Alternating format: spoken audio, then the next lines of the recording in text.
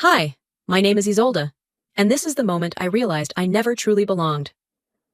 At my sister's engagement party, I was prepared to endure the usual cold stares, the whispered conversations behind my back. But what I wasn't prepared for was looking down at my name tag and seeing the word staff printed in bold letters. I wasn't a guest, I wasn't family, I was nothing to them. And the worst part, my own husband just stood there, silent. For years, I swallowed my pride, convinced myself that if I just tried hard enough, I would earn their respect. But that night, in front of Boston's elite, they made one thing clear: I would never be one of them. So I made a choice. I walked out. But that was only the beginning. The grand ballroom at the Fairmont shimmered under the golden glow of chandeliers, reflecting off crystal glasses and polished marble floors. Laughter and clinking glasses filled the space as Boston's elite moved effortlessly between tables, exchanging pleasantries that meant nothing. I adjusted the sleeve of my navy dress, glancing at my reflection in the glass of a nearby display case. I looked like I belonged here, or at least I had tried to, but the truth had a way of creeping in, pressing against my ribs like a too-tight corset. I wasn't one of them. The knowledge sat heavy in my chest as I scanned the room, searching for Callum. He was deep in conversation with Julius Whitmore, Seraphina's fiancé, who was charming as always, his confidence effortless, his presence magnetic. Unlike Callum, Julius had never made me feel like an outsider. A delicate laugh cut through my thoughts. Seraphina. She was draped in an emerald green gown that was undoubtedly designer, her perfectly curled blonde hair cascading down one shoulder. A ring of admirers surrounded her, hanging on to her every word. The entire night revolved around her, just as she had always wanted. "Ah, there you are." Vivienne's voice slithered into my ears before I saw her. My mother-in-law's presence always felt like a shadow I could never quite step out of. She stood beside me, a glass of champagne in hand, her smile as pristine as the pearls around her neck. "I must say, you do clean up well," she said lightly. "That dress almost makes you look like you belong." I didn't react. I had learned to let her words pass over me like a bitter wind. She took a slow sip of her drink. "I assume you're used to working events like these, dear. You are a nurse, after all." I gripped my clutch tighter. From the corner of my eye, I saw Seraphina's group watching us, smirking behind their cocktail glasses. "She's so practical," one of them whispered. "Callum really married beneath him," another murmured. The sting of their words settled into my skin like tiny cuts. I turned to Callum, standing just a few feet away, but he didn't meet my gaze. He had heard them. He had heard his mother, and still, he said nothing. I swallowed past the lump in my throat. This wasn't new, it was just more of the same. A waiter appeared beside me, interrupting the moment. "May I have your name, miss?" I blinked. "Oh, The receptionist at the entrance desk held out a name tag for me. I took it automatically, my fingers brushing against the glossy surface, and then I saw it. Staff. My heart lurched. A slow, sickening wave of realization washed over me as I read it again. Staff. Not Mrs. Hayes, not guest, just staff. Laughter rippled through Seraphina's group. "Oh, what a mix-up," Seraphina said, eyes wide with mock innocence. "But you do serve others, don't you?" My throat burned. I turned to Callum, desperate for him to step in, to do something, but he hesitated. The moment stretched unbearably long, his silence louder than any humiliation Seraphina or Vivienne could ever throw at me. The air around me felt suffocating, the noise of the ballroom fading into a dull hum. The weight of every dinner, every slight, every time I had swallowed my pride to be a part of this family pressed down on me. My fingers clenched around the name tag. Vivienne watched me with a smirk, swirling her champagne. "Oh, don't take it so personally, dear. It's just a joke." Joke. I let out a slow breath. And then I ripped the name tag off my dress, the sound sharp and satisfying in the quiet that had settled around me. I placed it back on the check-in desk, smoothing my dress with deliberate care. Then, without another word, I turned on my heel. As I stepped toward the exit, I heard Callum's voice. Hesitant, uncertain. And in that moment, I knew exactly where I stood in his life. "Isolde, wait!" Callum's voice chased after me, but I had already made my decision. I stepped out into the cold Boston air, my heart hammering in my chest. The ballroom doors shut behind me, muffling the sounds of laughter, clinking glasses, and Seraphina's delighted whispers. My heels clicked against the pavement as I moved toward the valet stand, my breath coming in sharp, uneven bursts. Callum caught up, grabbing my wrist just before I reached the curb. His grip was firm, desperate. "Please don't just leave like this," he said, his voice barely above a whisper. "It was just a mistake." I turned to face him, my body trembling, not from the cold, but from the sheer weight of everything that had just happened. The humiliation, the whispers, the way he had stood there and done nothing. A mistake? My voice came out sharper than I intended, but I didn't care. You saw the name tag, Callum. You saw how they looked at me. I ripped my wrist from his grasp, my chest rising and falling with ragged breaths. And you stood there and said nothing. His jaw tensed. I didn't want to make a scene. A bitter laugh escaped me. You didn't want to make a scene, I repeated, incredulous. They reduced me to a servant at my own sister-in-law's engagement party, and you were worried about making a scene? He raked a hand through his hair, his frustration bubbling just beneath the surface. Isolde, this isn't easy for me either. I took a step back, studying his face. The man I had married, the man I had loved. Why, Callum? I demanded. Why do you let them treat me like this? Like I'm nothing? He hesitated. And in that hesitation, I saw everything. The truth. The part of our marriage I had refused to acknowledge. I can't just go against my mother. His voice was tight, like the words were being forced out of him. Not like this. I inhaled sharply. Because she controls you, financially. He flinched. It was all the answer I needed. Jesus, Callum. I took another step back, shaking my head in disbelief. So I'm worth less to you than her money? That's not... He cut himself off, exhaling sharply. You know it's more complicated than that. Complicated? My voice cracked. It's actually really simple. You either love me enough to stand up for me, or you don't. Silence. A heavy, suffocating silence. I let out a slow breath, my decision settling over me like a wave.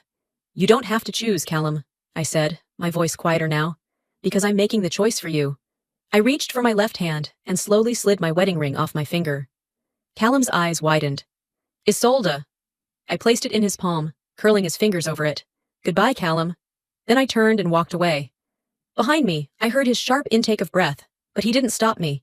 He didn't say a word. I had barely reached the street when shouting erupted from inside the ballroom. I paused, turning just in time to see the heavy double doors swing open. Julius Whitmore stormed outside, his face dark with barely contained fury. Serafina followed close behind, her perfectly composed mask cracking. This is who you are, isn't it? Julius's voice was sharp enough to cut glass. Petty, cruel, desperate for validation. Serafina tossed her hair, forcing a laugh that didn't quite land. Oh, please, you're overreacting. No, Julius said, shaking his head. I'm finally seeing the truth. A murmur rippled through the guests spilling onto the terrace, their curiosity piqued. Vivienne appeared in the doorway, her expression carefully neutral, though I saw the tension in her jaw. Julius turned to the crowd, his voice carrying through the chilly night air. There will be no wedding. I refuse to be part of this family's twisted games. A collective gasp swept through the onlookers. Serafina's face paled. Julius! Wait! But he was already walking away, his mother, Margot, following with a satisfied smirk. Vivienne's fingers twitched around the stem of her champagne flute, her carefully constructed world beginning to fracture before her eyes. And for the first time since stepping into that ballroom, I felt something close to relief. I had walked away. But was it truly over? The city lights blurred as I stood there, gripping my phone, waiting for it to ring. But it didn't. I exhaled, the cold air biting at my skin. My body ached from exhaustion, my mind replaying every moment of the night before. The humiliation, the whispers, the name tag.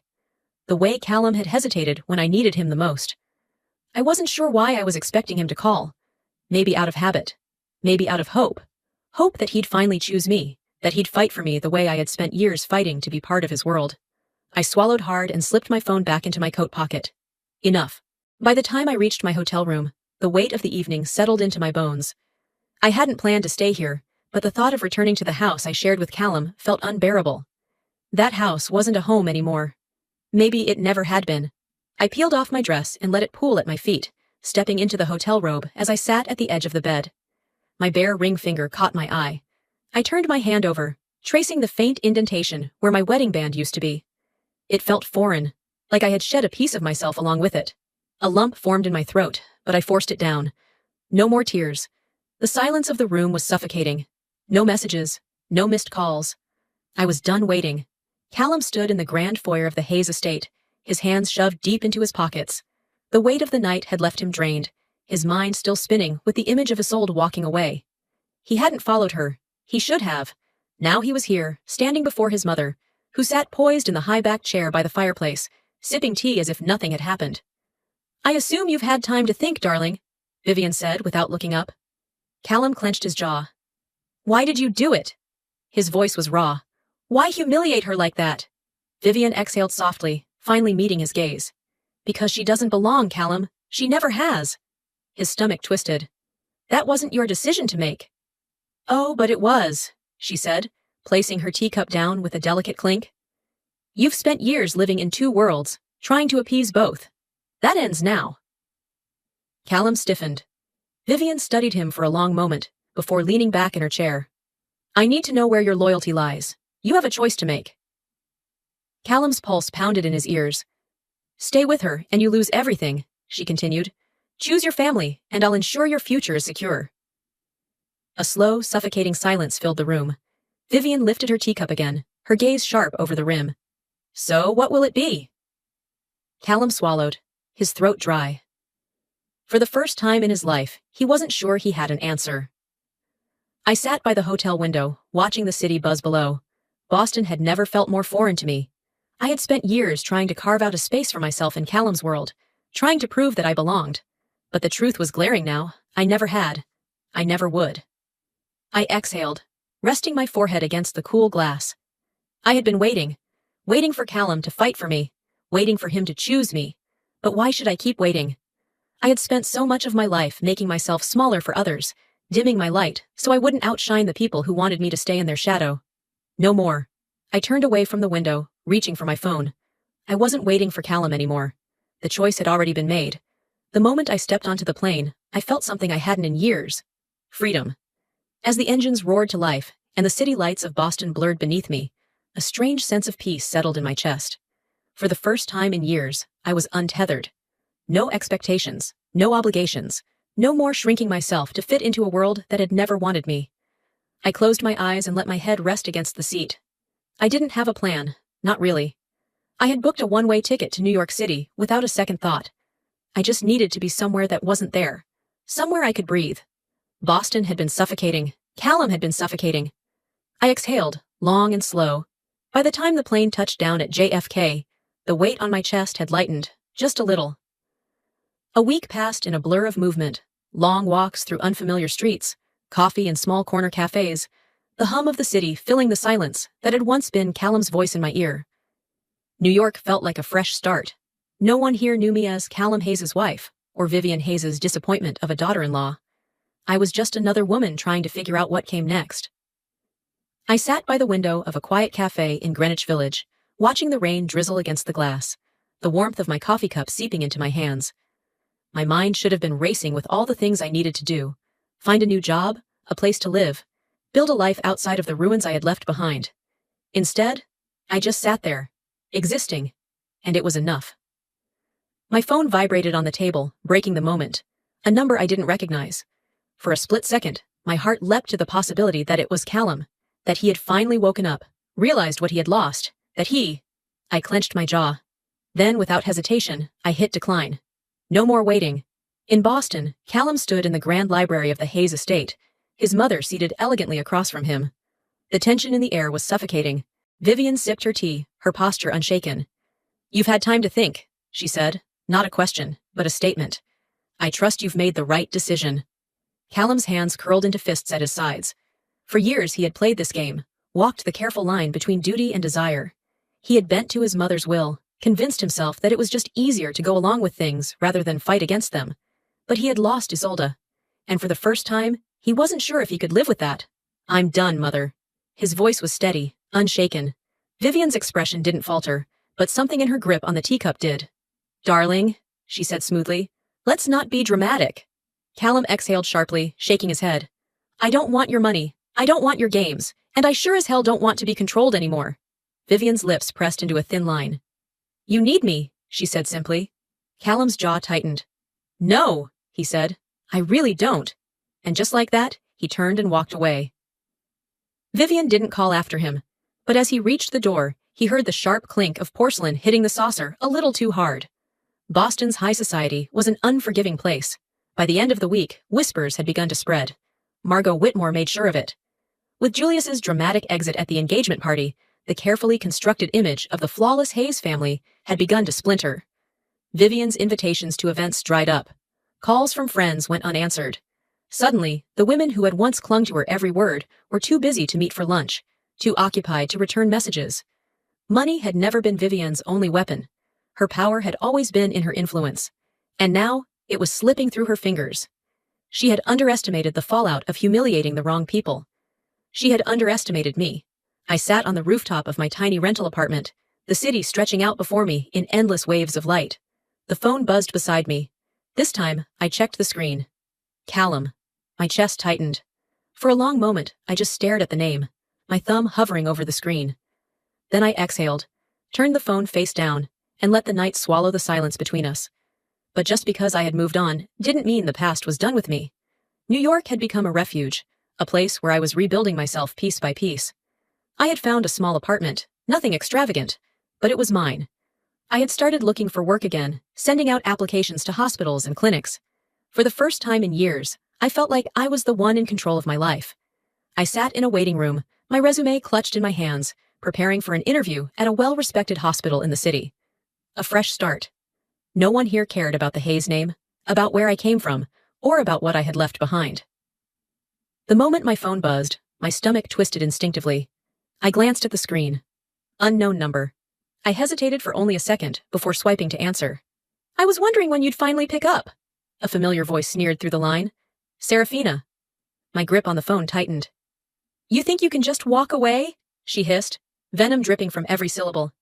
After everything you've done? A slow exhale left my lips. I haven't done anything, Serafina, and we both know that. You ruined everything, she snapped. My engagement, my reputation, my life. I closed my eyes, steadying myself. No, Serafina, you did that all on your own. Her breath came uneven through the line. You're going to regret this, she spat. I let the silence stretch between us before answering, my voice calm. Number, I won't. Then I hung up. For the first time, I didn't feel anger toward Serafina. Just pity. Boston was no longer kind to Serafina Hayes. The moment Julius walked away from the engagement, the carefully curated world she had built around herself began to crumble. Her so-called friends no longer answered her messages. Her social media following plummeted. Invitations stopped arriving. The expensive lifestyle she had flaunted, the designer dresses, the lavish vacations, suddenly felt hollow without an audience to admire them. For years, she had lived in a bubble where she was adored, envied. Now she was just another scandal, another cautionary tale whispered about at charity galas. And she blamed me for all of it.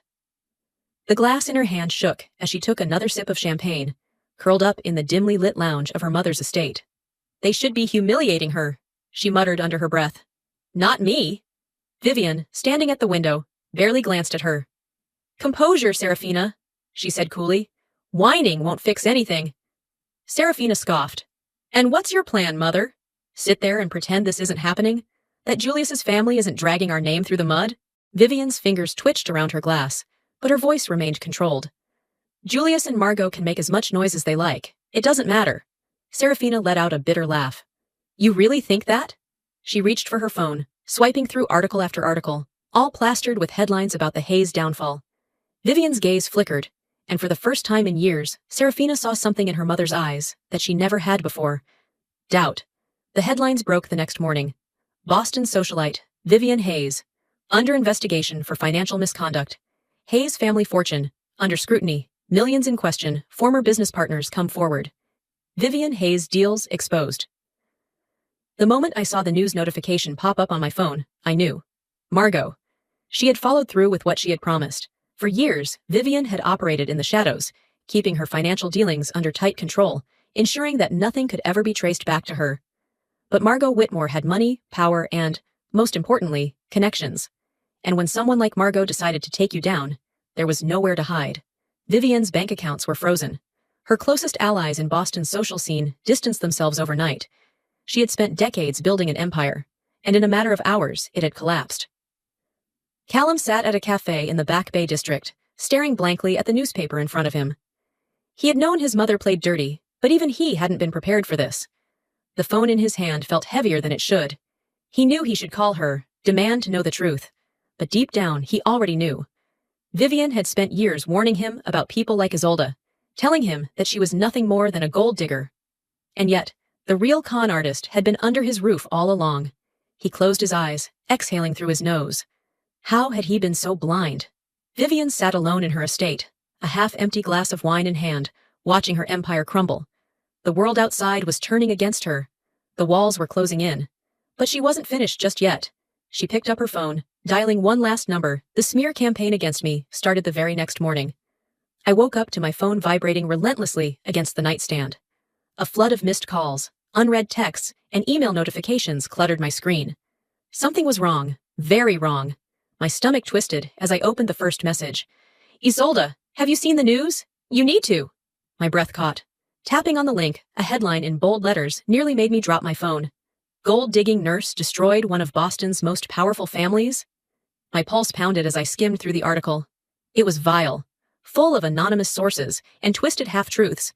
It painted me as a manipulative woman who had preyed on Callum's wealth, driven Julius to break off his engagement, and orchestrated the downfall of the Hayes empire. She played the long game, one source claimed. She knew exactly what she was doing. Another section speculated about my marriage to Callum.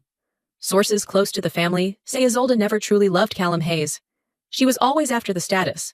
Once she got what she wanted, she discarded him and moved on. Every word was a carefully crafted lie, designed to make me look like the villain. I gripped the phone so tightly, my fingers ached. Vivian. This had her fingerprints all over it. At the hospital, whispers followed me down the hall. Nurses I had barely spoken to suddenly knew me. Some gave me sympathetic glances, others avoided eye contact altogether. I felt my professionalism slipping, my hands trembling as I prepared to check a patient's vitals. The weight of their stares clung to me like a second skin. By lunchtime, my supervisor pulled me into her office, concern written all over her face. "I'm sure you know why I called you in," she began. I nodded stiffly, my jaw clenched. "The hospital board is worried about the attention," she sighed. "You're a great nurse, Isolde. But if this continues, we might have to reevaluate your position here." Anger flared up, hot and undeniable. I had worked my entire career with integrity. I had spent years earning my place in this field. And now, because of Vivian's desperate need for control, I was at risk of losing it all. I refused to let her win. That evening, I made a call of my own. "Vivian wants a war?" I said to the lawyer on the other end. "Then let's give her one." 2 days later, Margot Whitmore called me. "I warned you about Vivian," she said smoothly. "But this? This is desperate." I pressed the phone against my ear, staring out over the New York skyline. "She's trying to salvage what little power she has left." Margot chuckled. "Then she's made a mistake. Because when people like Vivian get desperate, they get sloppy. And sloppy means vulnerable." She wasn't wrong. Vivian had always been calculating, careful never to leave behind evidence. But a smear campaign this public? She had gone too far. "I hope you're ready," Margot added. "Because if I know Vivian, she won't stop here." I smiled, but it didn't quite reach my eyes. "Neither will I."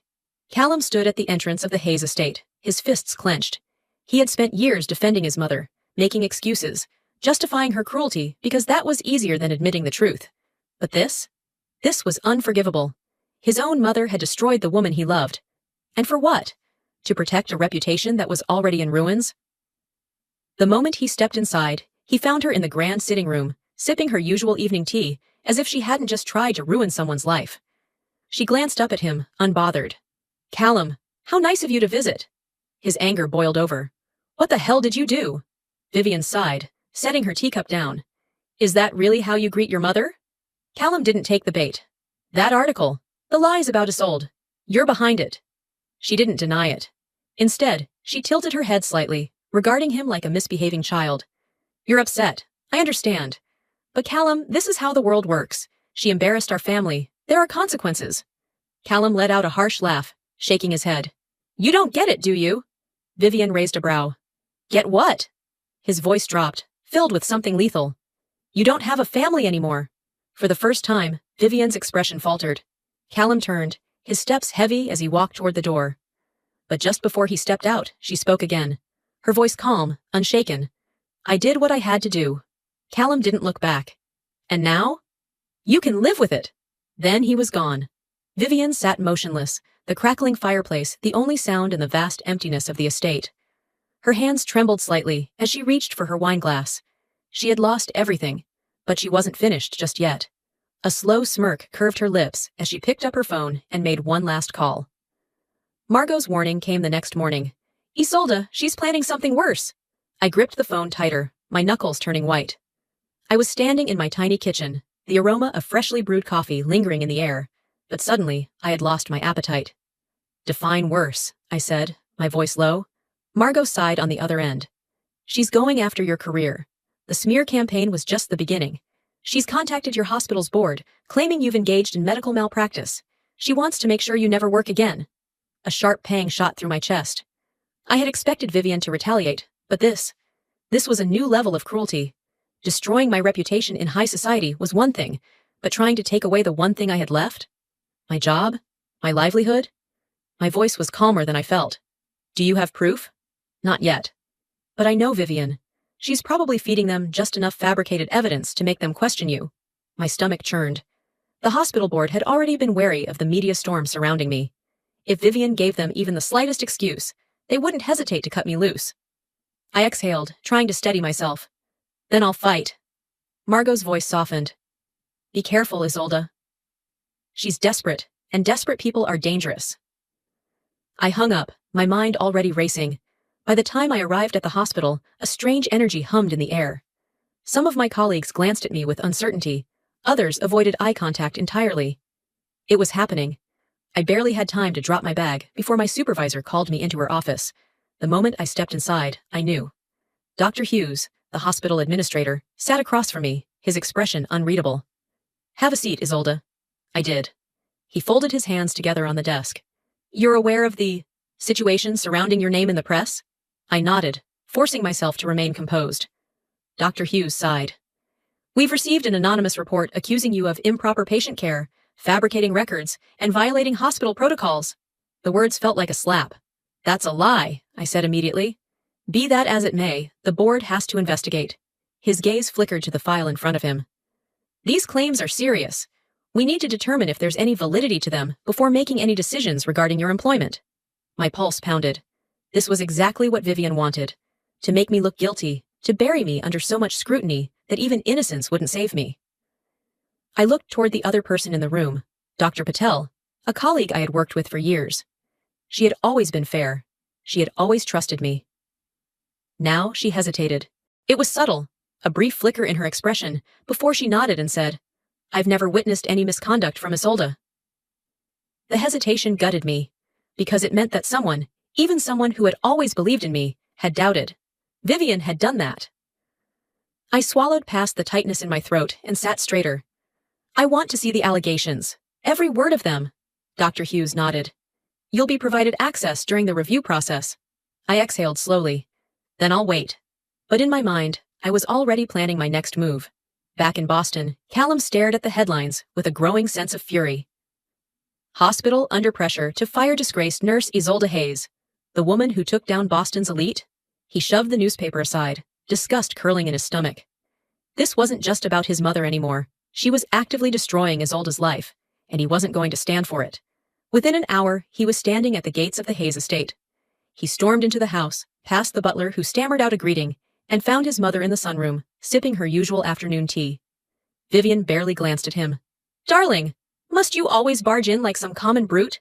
Callum slammed the newspaper onto the table in front of her. What the hell is this? Vivian sighed, picking up the paper with a delicate hand. Oh, Callum, you're so dramatic. His blood boiled. You're trying to destroy her. Vivian set the newspaper down and folded her hands neatly in her lap. No, darling. I'm ensuring she never comes back. Callum's fists clenched. You've gone too far. Vivian raised an eyebrow. Have I? You don't get to decide who I love, he said, voice like steel. You don't get to manipulate people's lives because you didn't get your way. Vivian's eyes darkened. I did what I had to do to protect our family, and you're too blinded by her to see it. Callum shook his head. You don't have a family anymore, Mother. Vivian stilled, but Callum didn't wait for a reaction. He turned and walked away. This time, he wasn't looking back. I sat across from my lawyer, gripping the evidence in my hands. Printouts of every false claim, every email, every planted rumor Vivian had used against me. She thought she could bury me. She thought she could erase me. She was wrong. This wasn't just a fight for my reputation anymore. It was a fight for my future. Vivian never backed down from a fight. But neither did I. The morning my legal team officially filed the defamation lawsuit against her, the media went into a frenzy. News anchors debated the case, tabloids dissected every detail, and social media turned into a battleground. Some still called me a gold digger, a woman who had infiltrated an elite family and destroyed it from the inside. But others, many others, were starting to see the truth. Boston's Ice Queen faces court battle. Has Vivian Hayes finally lost control? Exclusive. Lawsuit filed against Hayes matriarch for malicious defamation. Vivian Hayes' empire in ruins. Was it all a lie? I sat in my apartment, watching as the headlines rolled in. This was what Vivian feared most. Not losing money, but losing power. The battle lines had been drawn. And this time, I wasn't the one backing down. Serafina's world was falling apart faster than she could keep up. She sat in her penthouse, scrolling through an endless stream of ignored messages. Brands that once showered her with designer clothes and lucrative deals had gone silent. Her bank accounts, once limitless, now showed restrictions. Her mother had promised they would win. But Vivian was losing. And now, so was she. The moment she realized her last credit card had been frozen, panic set in. She picked up her phone, dialing a number she never thought she'd call. "Julius, please," she whispered, swallowing her pride. "I just need to talk." His voice was cold, distant. "There's nothing left to say, Serafina." The line went dead. Her vision blurred as she stared at the empty screen. For the first time in her life, there was no one to rescue her, and that terrified her. She exhaled shakily, fingers tightening around the phone. There was one way out. She knew how this world worked. When the powerful fell, they always took someone else down with them. Serafina took a deep breath and called a journalist. The next morning, the world woke up to the biggest headline yet. Serafina Hayes breaks silence. My mother manipulated everything. I nearly dropped my coffee. Serafina had turned on Vivian. I clicked the article, scanning the bold words. I was raised to be perfect, to be obedient. But the truth is, I was just a puppet. My mother orchestrated everything, the engagement, the humiliation of Isolde, the media attacks. And now that it's falling apart, I refuse to go down with her. I leaned back in my chair, exhaling slowly. Vivian had spent years crafting an empire of influence, controlling everyone around her. Now, the only person who could have saved her, her own daughter, had set fire to the last of it. Vivian sat motionless in her grand estate, staring at the screen. Serafina's face, once her pride and joy, now stared back at her with cold detachment. Her own daughter had betrayed her. She set the tablet down, pressing trembling fingers to her temples. The phone calls had stopped. The invitations had dried up. She had been erased. For the first time in decades, Vivian Hayes had no power, no control, no allies, just herself. And for the first time, that wasn't enough. I stood by the window of my apartment, the city stretching out before me. The battle was over. Vivian had lost. I had won. But as I stared at my reflection in the glass, exhaustion settled deep in my bones. Because even when the battle is over, the scars remain. In the aftermath of everything, I had one final decision to make. The lawsuit was nearing its conclusion. My legal team had gathered overwhelming evidence, and Vivian's lawyers had started pushing for a quiet settlement rather than a drawn-out trial. Public perception had shifted. The same media that once labeled me a manipulative gold digger now called me the woman who took down Boston's most powerful matriarch. But none of that mattered in this moment. Because as I sat in my small apartment, sipping coffee and looking out at the Manhattan skyline, my mind wasn't on Vivian, the case, or the headlines. It was on Callum. He arrived in New York unannounced. I had just finished a long shift at the hospital when I stepped out into the cool evening air and saw him leaning against a street lamp across the road. For a moment, neither of us moved. Then, slowly, I walked toward him. "Hey," he said, his voice softer than I remembered. "Hey," I echoed. I had imagined this moment so many times, had rehearsed all the things I wanted to say, but now that he was standing in front of me, I found myself at a loss. He looked different. Not in the physical sense. He was still the same Callum, tall and composed, his hands shoved into his coat pockets like he was bracing for the cold. But there was something in his eyes I hadn't seen in years. Clarity. "I cut ties with my mother," he said without preamble. I studied his face, searching for hesitation, doubt. But there was none. "I don't want the life I had before," he continued. "I don't want the money, the name, the expectations. I just—" He exhaled, his breath visible in the crisp night air. "I want a future with you, Isolde." His words should have felt like a victory. But instead of answering, I just stood there. For so long, I had waited for him to choose me. And now that he finally had, I wasn't sure what I wanted anymore. I don't know, Callum, I admitted quietly. I don't know if we can go back. His expression flickered with something. Regret, maybe. Or understanding. I'm not asking to go back, he said. I'm asking if there's a way forward. Vivian sat alone in the grand estate she once ruled. The curtains were drawn, the chandeliers dimmed, the vast house empty. For weeks she had fought, tried to salvage her reputation, called in every favor she had left. But the doors she once walked through so effortlessly had now shut in her face. The whispers of admiration had turned into murmurs of disdain. Even those who had feared her once now avoided her entirely. She reached for the phone, hesitating only a moment before dialing. The call went to voicemail. She tried again. Still nothing. Vivian set the phone down, her manicured fingers trembling against the polished mahogany table. Serafina had cut her off. Her own daughter. Once, Vivian had controlled Serafina's every move, shaped her into the perfect reflection of the Hayes legacy.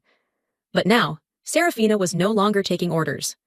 And for the first time in Vivian Hayes's life, she had no one left to command. Serafina, meanwhile, sat in a small upscale cafe, nursing a cappuccino. She had received the calls, of course. She had seen her mother's name flash across her screen more times than she could count. And for the first time in her life, she ignored them. She wasn't innocent, not by any stretch. She had played her part in the cruelty, reveled in it, even. But watching her mother fall had been like watching herself in 20 years. And she wanted more than that. For now, she was alone. Not the center of attention, not the darling of Boston's elite, not the woman everyone wanted to be. Just Serafina. And maybe, just maybe, that was a start. Callum and I walked through Central Park in silence, the faint hum of the city around us. I'm not asking for an answer right now, he said finally. I just needed you to know where I stand. I nodded, inhaling the crisp autumn air. There was still love here, I knew that. But love had never been the problem. Love hadn't stopped Vivian from destroying me. Love hadn't stopped Callum from hesitating when it mattered most. Maybe love wasn't enough. But for the first time in my life, I was choosing myself first. Life has a way of testing us in ways we never expect. For years, I thought love meant sacrificing pieces of myself to fit into someone else's world. I thought that if I stayed, if I endured, if I just proved my worth enough, I would finally be accepted. But the truth is, acceptance should never come at the cost of your own identity. Walking away wasn't just about leaving a toxic family, it was about reclaiming myself. I learned that waiting for someone to choose you will only leave you empty. You have to choose yourself first.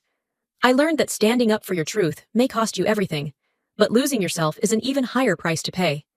So let me ask you, have you ever been in a situation where you stayed silent just to keep the peace?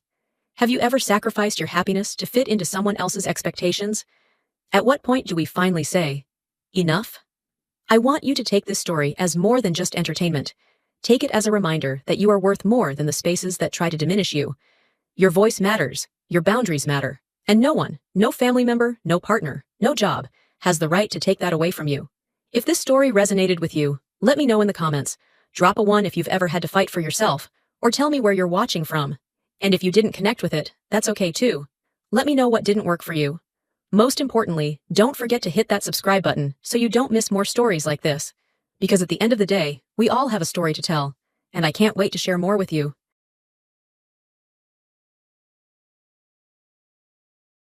I'm Nick. I'm a young employee at Mitchell Motors, a major car manufacturer. I've loved cars since I was a kid, and after working hard to gain knowledge, I joined this company. My efforts were recognized, and now I'm part of the development team, leading a busy but fulfilling life. Today, after finishing a long meeting for a new product project and about to leave my seat, I was stopped by my manager, Tom. Nick, do you have a moment? Yes, Tom. How can I help you? Don't be so tense. It's not a big deal. You know the part we're using for the new product in the project you're on, the one we discussed in the meeting. Oh, that part. Is there something about it? Yeah, as mentioned in the meeting, we're planning to outsource it. I want you to take charge of selecting the contractor. What, me? I couldn't help but raise my voice in surprise. Seeing me flustered, Tom smiled gently and patted my shoulder. Life is all about experiences. But isn't it too soon for me to handle such an important task? This outsourcing deal is worth $100 million. Can I really manage it? Don't worry. Here's a list of candidates. All of these companies are reliable and have excellent technology. Other employees will help with the negotiations and contract procedures. I want you to visit these companies and develop your eye for quality. Develop my eye. Yes, it's a big deal, but it's a necessary experience for your future. I trust you, so go with confidence. If you have any problems or doubts, you can always consult me. Encouraged by his smile, I left the meeting room still feeling nervous. The list he gave me included companies we have had long relationships with, all trustworthy and technologically capable. If I choose from this list, there's little chance of failure. From that day, I spent a few days contacting the companies on the list and visiting them. Today, I'm visiting the last company on the list. Nick, we've been expecting you. Please come this way. A young female employee politely guided me to the reception room. Probably in her mid-20s, she respectfully handed me her business card. Nice to meet you, my name is Anna. I looked at the card from her. I thought she might be in sales, but she was actually in the technical department, which surprised me a little. Did you think it was unusual for a woman from the technical department to come out? I must have shown it on my face. She hit the nail on the head. I wondered if it was rude to be surprised by her gender, but it would be strange to lie and try to cover it up. I decided to be honest and nodded. Yes, I thought it was a bit unusual to see a woman in a technical role in this industry. I'm sorry if that was rude. It's fine. I hear that often and don't mind. Nick, can we discuss the details of the project? Of course. Please take a look at this material. I handed her the documents and briefly explained the project. As expected of the technical department, her understanding was quick. Her questions were specific and precise, and the conversation flowed smoothly, leaving me with a clear mind. After the meeting, I left her company feeling much better. Of all the companies I visited, this one seemed the most promising. I thought about consulting Tom about it while glancing at my watch. It was just before noon, lunchtime. I decided to gather my thoughts over lunch before heading back to the office. I walked a bit and spotted a small diner. I walked in and found that more than half of the seats were already occupied. I sat at a table for two, placed my bag in the storage area, and looked over the lunch menu. After some deliberation, I ordered the daily special. While casually sipping water and glancing around, I noticed that the diner had become completely full. A few people were waiting near the entrance, and the staff were asking customers if they could share tables. A waiter came to me with the same request, and having no reason to refuse, I agreed. Soon, the waiter brought my table mate, and our eyes met, causing me to gasp in surprise. Oh, we recognized each other and exclaimed in unison. It was Anna, sitting across from me, looking slightly embarrassed. Anna greeted me and took the seat in front of me. What a coincidence, she said. Yes, it's lunchtime, so I thought I'd have a meal before heading back to the office. That's right. This place is great. Affordable, generous portions, and delicious. I highly recommend it. Anna, clearly a regular, ordered without even looking at the menu, then placed her phone on the table. Her phone had a faded blue minivan keychain, which caught my eye. Isn't that our company's car? Yes, I've loved this model since I was a kid. My dad bought me this keychain when I was in elementary school, and it's very special to me, so I still keep it. Her eyes sparkled as she spoke, revealing her genuine love for cars. My late father worked in your company's development department. He was involved in developing this car and often talked to me about it, which sparked my interest in the automotive industry. That's interesting. My dad also worked on that minivan project, so they might have known each other. Wow, that would be quite a connection. Both you and your dad work for the same company. That's amazing. Well, maybe, but you're amazing too, honestly. Isn't it tough being a woman in this industry's technical field? Yes, it can be challenging. People often say because you're a woman or even though you're a woman, and it gets tiring. But it makes me want to prove them wrong even more, she said cheerfully. Her demeanor was admirable, and I found it impressive. Eventually, I decided to proceed with contracting Anna's company as our top choice. All the companies had great technology and reliable representatives, but her company stood out the most. Her genuine passion for cars made me feel that we could create something great together. As we moved towards finalizing the contract, I frequently visited her company to discuss specifications and conditions. Over these discussions, Anna and I became quite friendly. After our meetings, we often ended up at the same diner, chatting about various topics. These days, when everything seemed to be going smoothly, I was preparing for an internal meeting the next day. I stopped by the factory and noticed I was missing some documents related to the contract with Anna's company. Apparently, I had forgotten to collect them from her company. It was completely my fault. Feeling a bit guilty, I contacted Anna to set up an appointment. She kindly agreed, saying, "It might take a little while to prepare, so you might have to wait, but it's no problem." If I went back to headquarters first, it would be past her company's closing time. Feeling slightly rude but needing the documents, I headed to her company in my work clothes. Anna was still preparing the documents. A young female clerk, possibly a new employee, led me to the usual reception room. Just as I reached for the iced coffee she brought, a hand from the side snatched it away. "It's cold." Before I could react, someone splashed the coffee on me. I had no idea what was happening.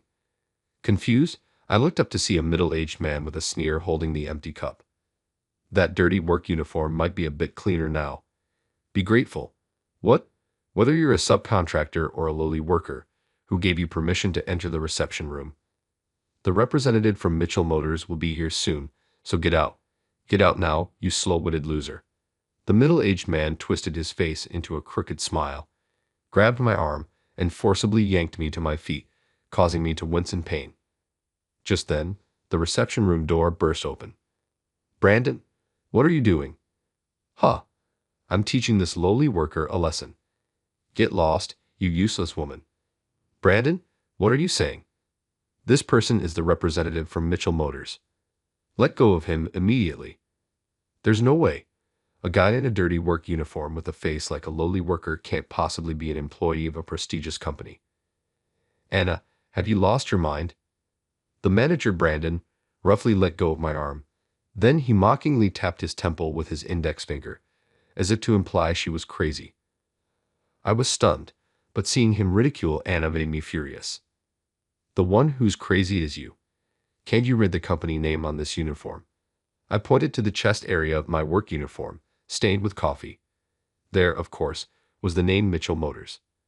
The color drained from Brandon's previously arrogant face. Granted, it was urgent, so I came in this outfit, which was my mistake. But throwing coffee on someone is absurd. Maybe you're the one who's lost it. I mimicked his earlier gesture, tapping my temple with my finger. I knew stooping to his level wasn't ideal, but I couldn't help responding. Brandon's face turned beet red with anger. He looked like he wanted to yell at me but barely held back. I looked at him with cold disdain. "You told me to leave, so I'm going. Goodbye." I left the reception room and headed towards the entrance. Unfortunately, the sky was overcast, and it was raining heavily. I didn't have an umbrella, and I didn't want to take the bus in my coffee-stained clothes. Just as I was about to call a taxi, I heard someone calling my name. "Nick." I turned to see Anna running towards me with an umbrella and some documents. She reached me, out of breath, and handed me the umbrella, looking worried. "Nick, are you okay? Did you get burned?" "No, thankfully it was iced coffee." "Did you come all the way here just to bring me an umbrella?" "Well, that, and I wanted to give you these documents." "But I guess you don't need them anymore after what Brandon did." "Thank you. But about the contract, it's complicated.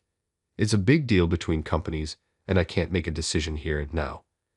"Don't hold back, Nick. If the contract is canceled, it serves him right," she laughed, as if a weight had been lifted off her shoulders.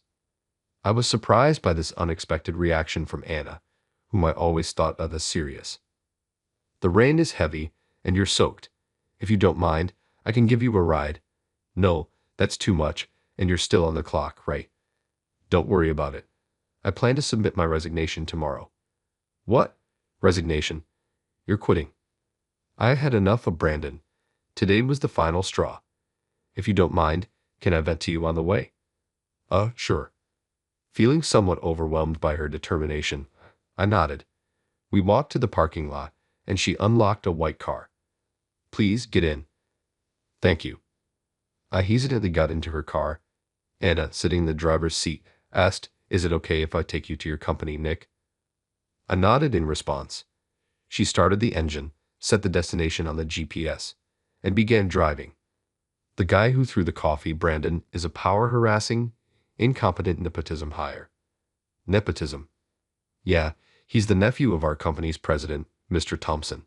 He always flaunts that connection, bosses everyone around, and yells at subordinates without reason. Yet he's terrible at his job.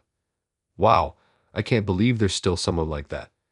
Does the upper management know and ignore it? I'm not sure.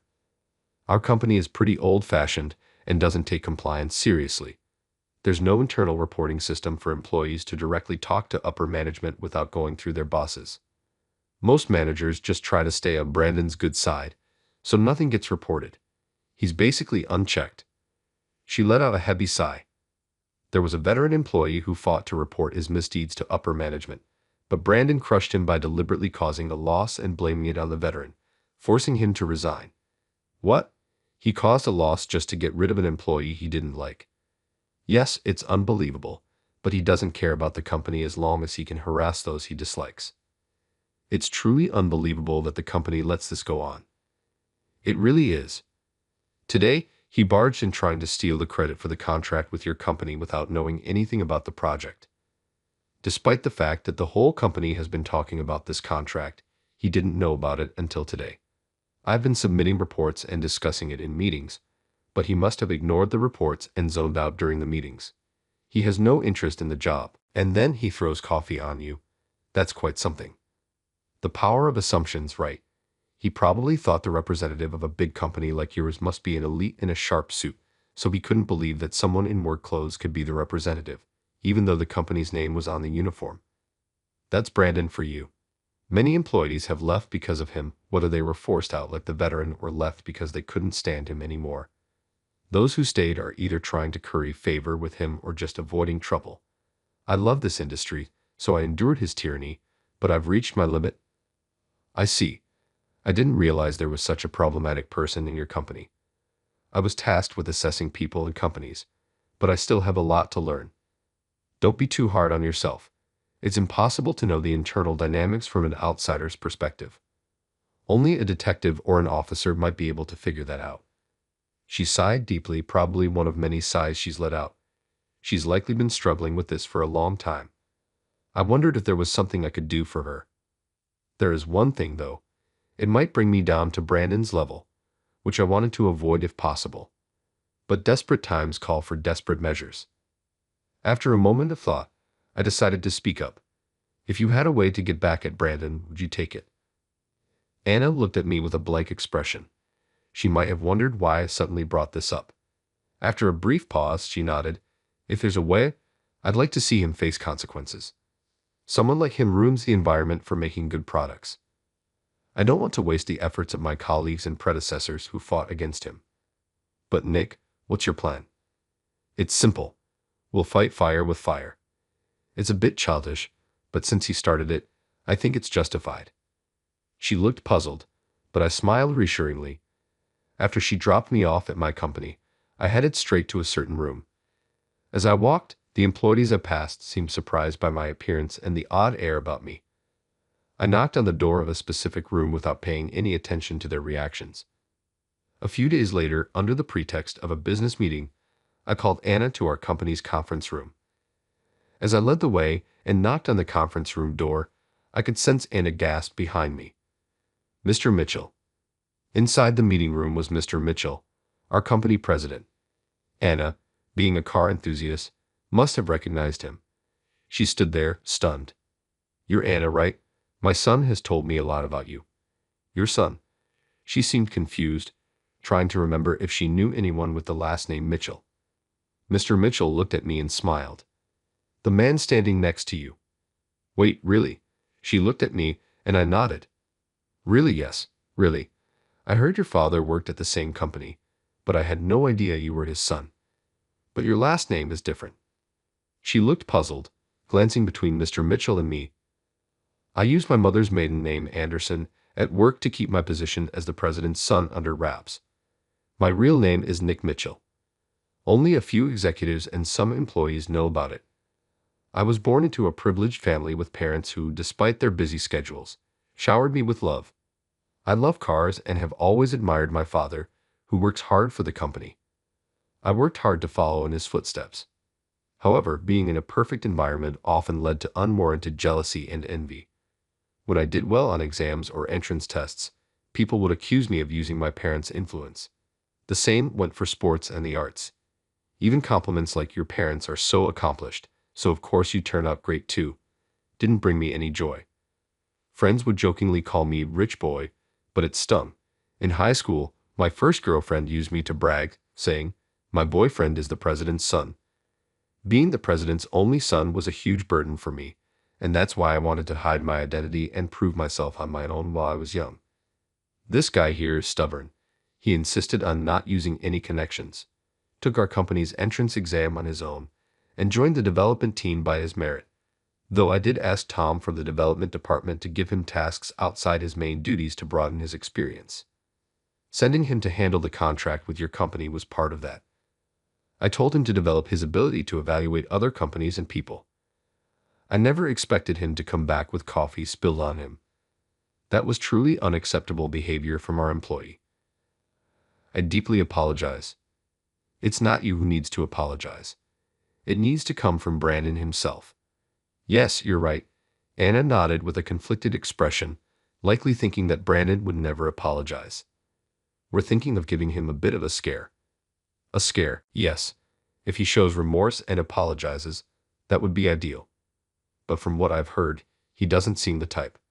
So we'll go directly to the main person, President Mr. Thompson. My son tells me that many talented employees have left because of Brandon's tyranny.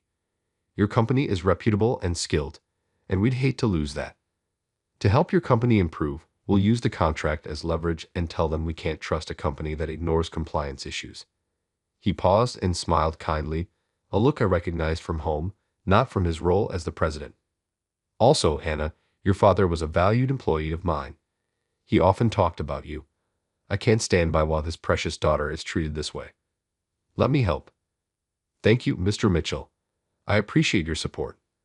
The meeting was set for a week later in the same reception room at Anna's company, after business hours.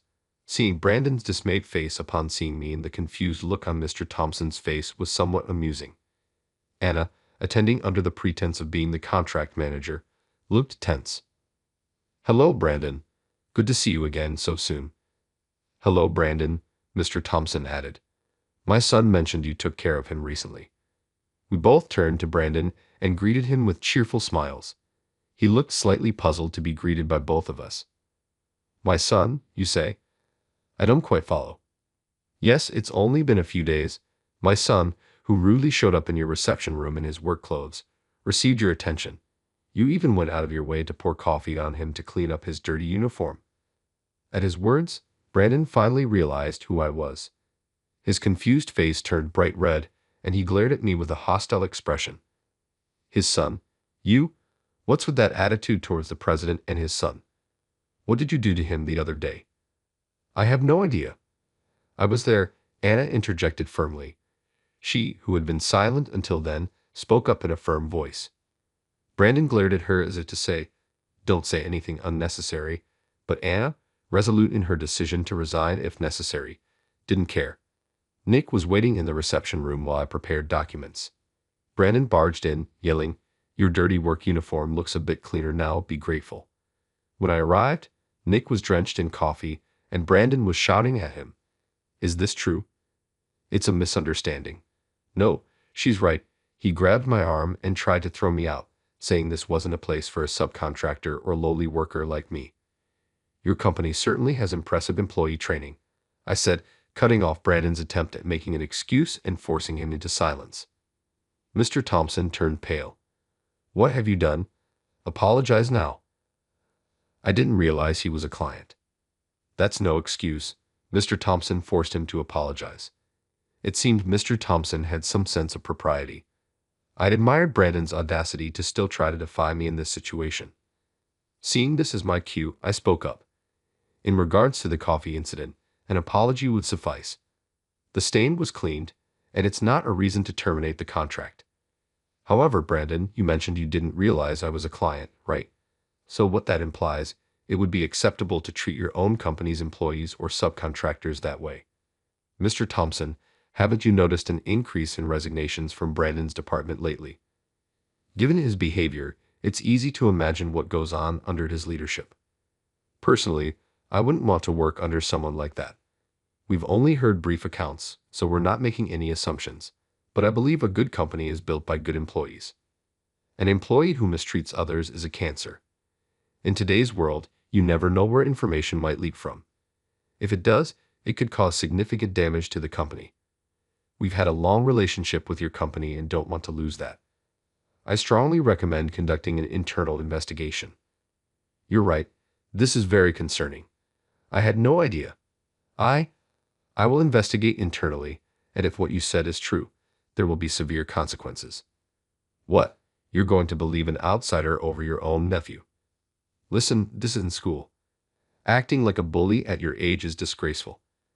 The investigation will determine the truth, but until then, you're on house arrest. Mr. Thompson spoke with disappointment. Brandon's defense was correct. The words of an outsider alone wouldn't serve as proof. However, ironically, his own attitude was the most damning evidence. The investigation reached out not only to current employees but also to those who had resigned. The results, as expected, were quite revealing. 6 months passed. Anna and I had been busy with work and hadn't seen each other in a while, so we planned to meet for dinner today. Of course, the dinner spot was our usual diner. As I looked over the menu, which now featured some new items, I heard someone call my name, Nick. I looked up. Anna, it's been a while. You look great. Really? Thanks. I'm enjoying my work a lot, thanks to you and your father. I'm glad to hear that. We kept in touch via email and phone, but I was worried about you. By the way, what happened to Brandon? We had grown even closer, frequently exchanging personal messages. We both still love cars and remain dedicated to our work, maintaining a relationship that feels like comrades in arms. Even after learning that I'm the son of a major company's president, she treats me the same. These days, I find my relationship with her to be very comforting. I haven't told you the whole story. Brandon was transferred to the factory. Initially, they considered firing him, but they decided it was safer to keep him where Mr. Thompson could keep an eye on him. Is it safe to keep him in the company? There's a foreman at the factory, an old friend of Mr. Thompson. If anything happens, Mr. Thompson will hear about it right away. Brandon can't bully anyone there. The foreman is strict and intimidating, and Brandon can't stand up to strong people. I see. That's one way to handle it. It's probably the best way to straighten him out. Exactly. Those who supported his misconduct were also punished, but things are improving.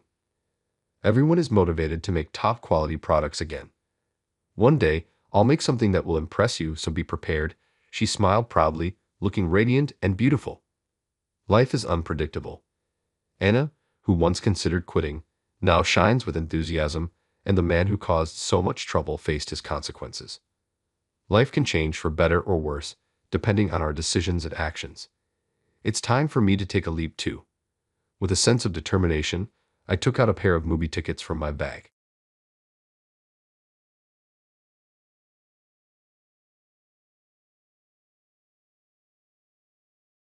Sis, you need to be careful about who you date. Okay, you're cute and have a great personality, but you're a little too easygoing and sometimes spacey. You could get taken advantage of by the wrong kind of guy. You know, you really think you should be with a loser like him. He's just a deadbeat, good for nothing in society. You should break up with him right away. I was dismissed by her younger sister and looked down upon as a deadbeat. Her voice echoed loudly across the floor, drawing the attention of everyone around us.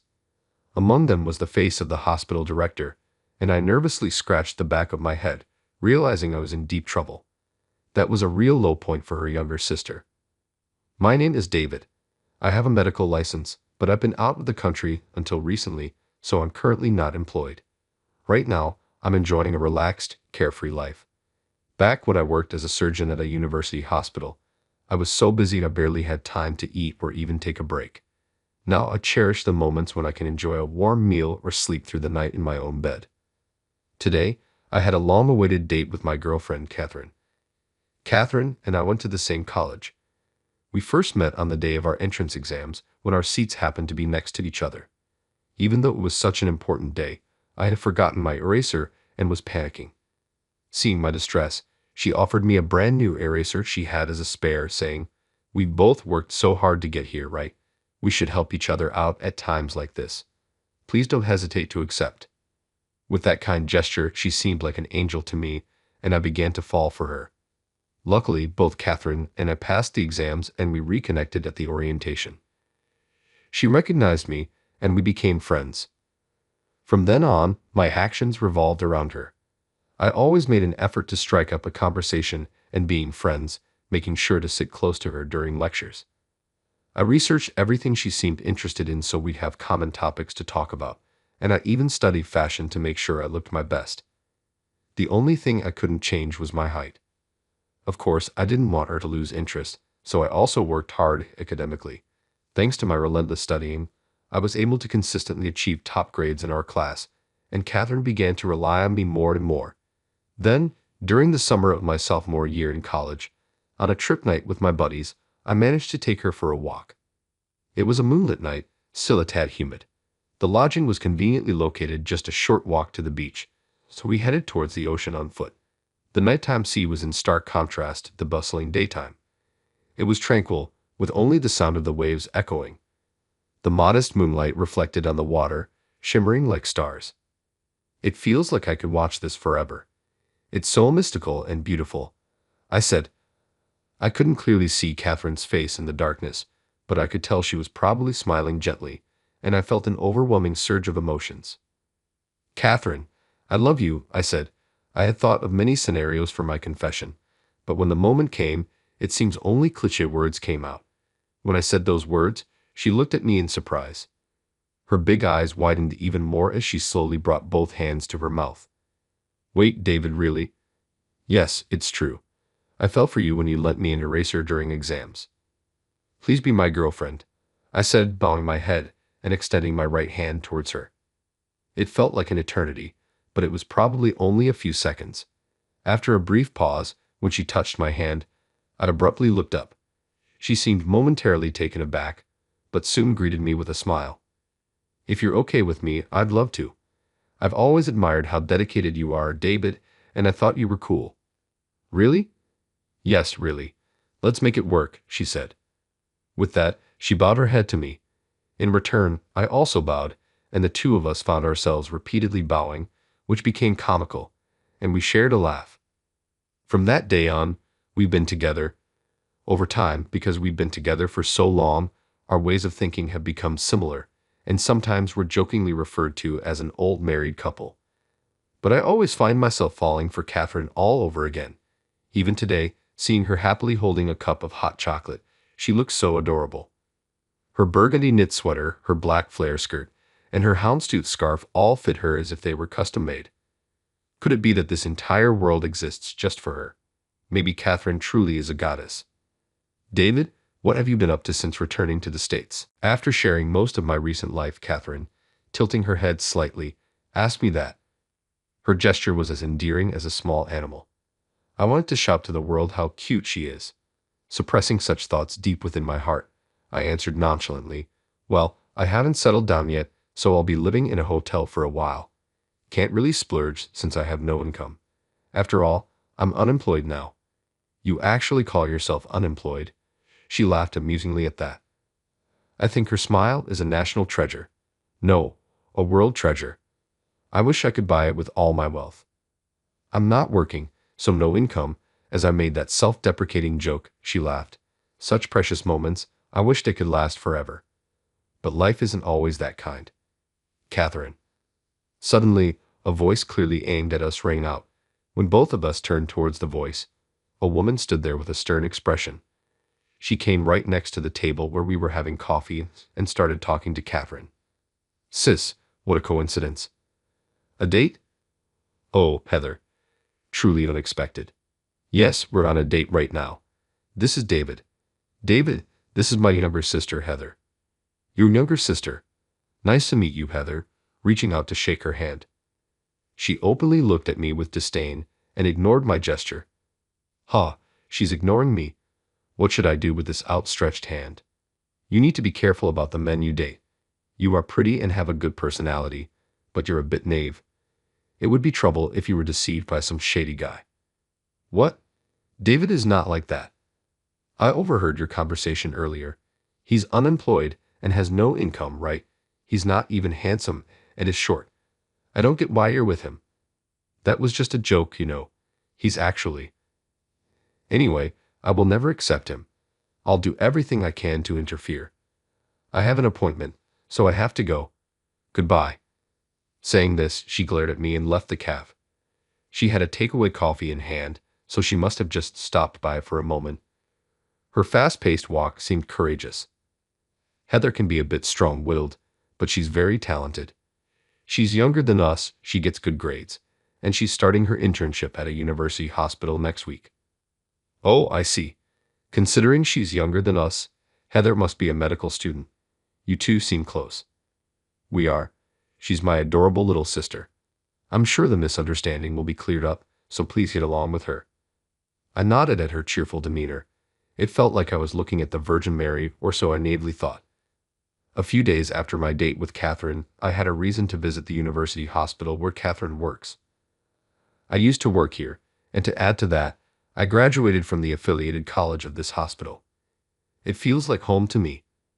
My business was over quickly, and as I waited in the elevator lobby, thinking of seeing Catherine and heading home, a group of individuals in white coats approached from behind. It seems they were medical interns with their supervising doctors. I recognized some of the doctors, but among the interns, there was one familiar face. She noticed me and exclaimed, "Oh, why are you here?" The one pointing and shouting at me was Catherine's younger sister, Heather. Pointing at someone is considered rude, I thought, trying to muster a smile. I couldn't tell her the real reason I was here, so as I was thinking of a way to sidestep the question, Heather continued to rant. "Did you come to see Catherine? What are you, a stalker? Jobless, ugly, and a stalker. How low can you go? I won't let you near her, you criminal." Hey, calm down, Heather. Don't call me by my name just because my sister is kind and can be easily deceived. It doesn't mean she's calling for a man like you. Just go home and be jobless. My sister deserves someone smart, hiring, tall, handsome, kind, and capable of doing house chores. The exact opposite of you. Hey, stop it, Heather. This man is. Stay away from my sister. If you keep hanging around, I'll call the police. Oh, I don't have my phone because I'm on duty. Is this your doing? What are you talking about? Heather, calm down, please. You seem really confused. One of my former colleagues, a doctor, tried to intervene, but Heather kept glaring at me. Look, this man used to be Dr. Abbott, a surgeon at this hospital. What? The doctor. Heather looked back and forth between me and the former colleague, surprised.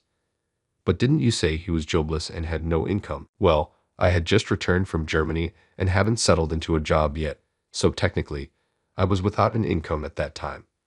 But even if you had a medical license, if you didn't have a job, you were unemployed, right? That's true, but David will be rejoining our staff as of today, said the person emerging from behind. It was the hospital's director, an elderly gentleman with a laid-back demeanor, who handed me a paper while smiling. David, you left this behind. Here's your appointment letter. See, it's dated today for your return to surgery. The intern should remember his face. He's a brilliant surgeon who has pulled off numerous complex surgeries. Watching him operate is a great learning experience. Indeed, the reason I came to this university hospital today was to work here again. Director Johnson had graciously sent me off to Germany and ensured I had a place when I returned. The director always believed in my skills and tolerated my whims, but I owe a lot to Director Johnson and need to repay those favors. Hey, Heather, you want to be a surgeon, right? You'll be owing a lot to him. Better thank him now while you can, said the doctor standing next to Heather, patting her shoulder. Heather, in shock, murmured, I can't believe it. Well, it can't be helped. I hate to say it about myself, but I kind of look unreliable. Some even say I look just like a student. But no matter how good a surgeon he is, he's been neglecting my sister for so long. I know Catherine's been lonely, so I wanted to see what kind of guy her boyfriend was and followed you. And you seem so unreliable. I've been neglecting Catherine. It hurts when she says that. Heather probably loves her sister Catherine very much. That's why she's so aggressive towards me. If her sister's seemingly neglectful boyfriend turned out to be unemployed, it would make sense for her to be upset. After all, I was the one who convinced Catherine to stay behind while I went to Germany alone. But just as I was about to speak, a chime different from the usual announcement in the hospital echoed throughout. All the doctors present turned pale. Code blue, code blue. All medical staff, please assemble at the cardiology department.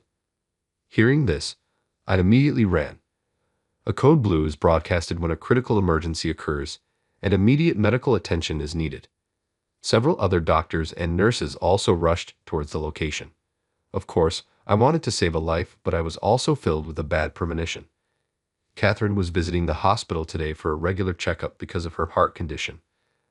I thought I'd see her after finishing my own tasks since medical exams usually involve a lot of waiting. Catherine has a rare heart condition, so she needs to go for regular checkups. There are many patients at the university hospital, so I was hoping it wasn't her. Even though I felt that way, the nagging feeling wouldn't go away. And as it turned out, my hunch was spot on. Catherine. Hang in there, Catherine. It was undoubtedly Catherine that the nurse was desperately performing CPR on. She had a ghost white face with her eyes firmly closed. She seemed utterly worn out, and her breathing appeared quite labored. Catherine, what happened? I asked a nearby nurse about the situation. She collapsed suddenly after her examination. We've been performing chest compressions for the past 2 minutes. Asterisk asterisk, the AED is ready. Got it, let me take over. Please asterisk asterisk. Asterisk asterisk, do Catherine, wake up. Asterisk asterisk, I took over the CPR from the nurse and kept calling out to her, but there was no change in Catherine's condition. The medical team was bustling around us. It's all to save a life, my sister. Asterisk asterisk, no way. When asterisk asterisk, Heather, who seemed to have arrived later, was also there, but I couldn't pay attention to her right now. I desperately called out to Catherine while performing CPR. Asterisk, asterisk, the AED is here, asterisk, asterisk. A doctor rushed over with an AED and promptly began to set it up. Asterisk, asterisk, it's ready. Step back. Asterisk, asterisk, an electric jolt was administered with a beeping sound, but the situation remained unchanged.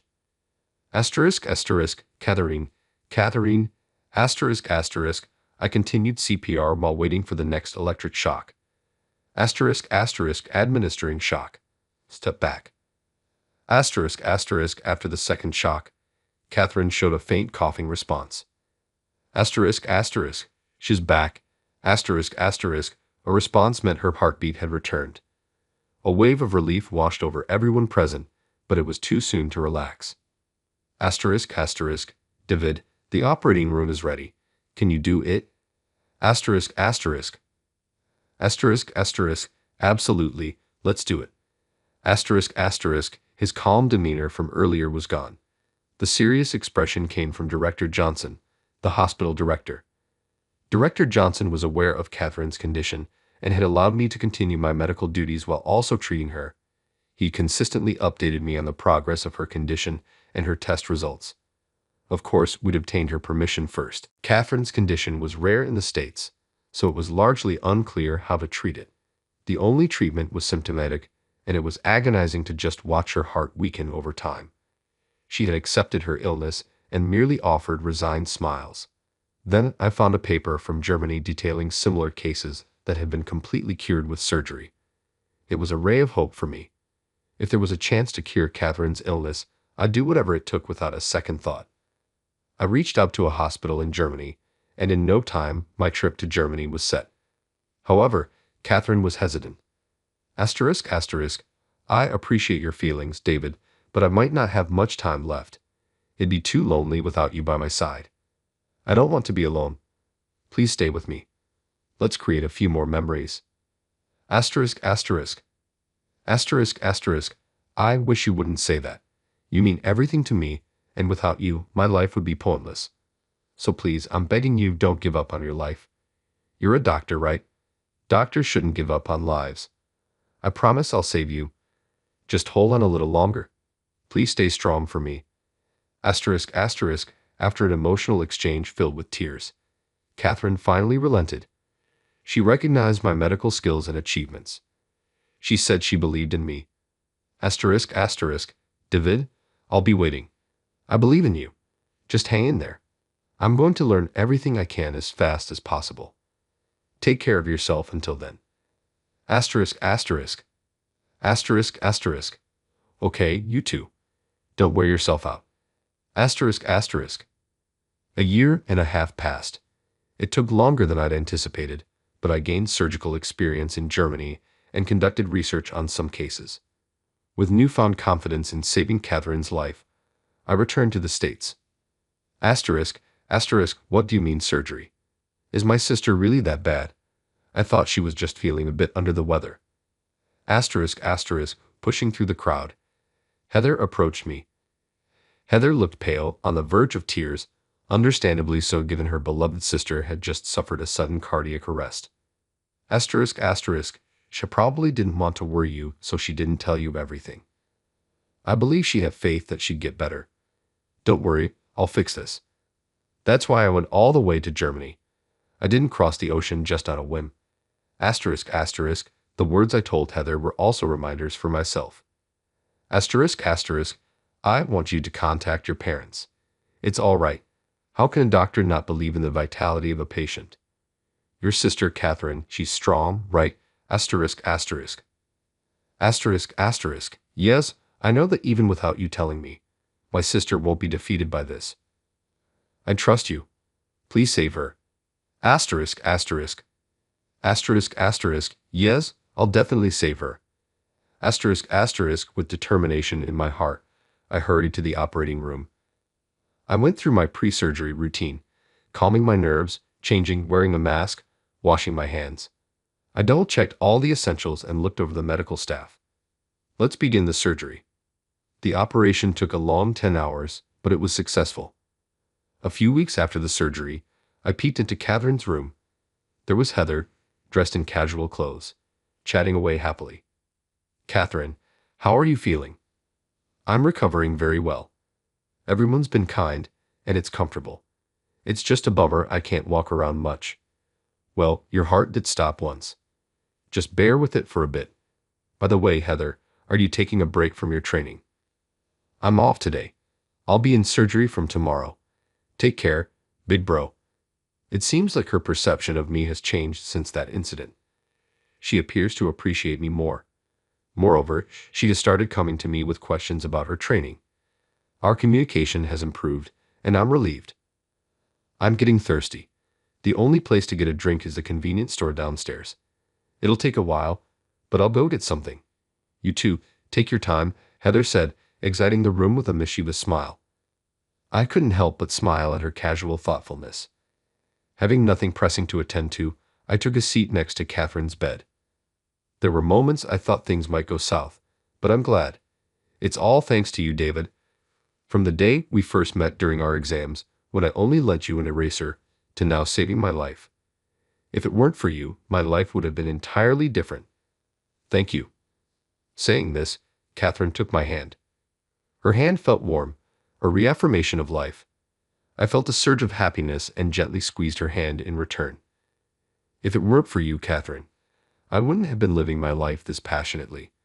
Whether it was college studies or becoming a doctor, I pushed through wanting to impress you. You're the driving force of my life, so we both can't do without each other, huh? Yeah, please it along. You too, David. We laughed together. Later, Catherine made a full recovery and returned to work. She consults her health but lives each day at her own pace. The beautiful and kind doctor is popular in the outpatient department. As always, Heather is diligently working on her medical training. She was inspired by Catherine and chose the path of becoming a doctor. She's hardworking and seems to have a knack for it. However, she still tends to jump to conclusions, and there's room for improvement. I genuinely hope she does her best. As for me, my days are packed. Director Johnson had facilitated my trip to Germany. In return, he often hints at that favor, keeping me on my toes. Well, I do feel indebted and want to repay the kindness. Despite the ups and downs, I'm glad I never gave up my determination, which even took me to Germany. I successfully saved Catherine, but it wasn't just my effort. It was Catherine's will to live, Heather and her family's support, help from the director, and others around us. It made me realize how much love surrounded Catherine. But of course, I believe I love her the most. Every day with the one you love isn't something to be taken for granted. So I'll have to cherish each day. I won't ever give up on our happiness. With that thought, I swore to give my all today and every day.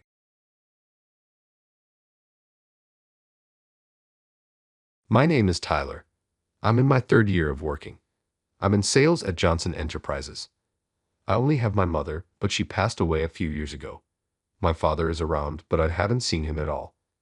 Today, I managed to close a big deal while I was working overtime at the office. I got approached by Mr. Anderson, the department head, who sees me as his enemy. Good work today. Are you free now? You must be, right? Let's go out for drinks to celebrate the success of your deal. Without giving me a chance to refuse, I had no choice but to follow Mr. Anderson. The reason he dislikes me is because my performance is better than his.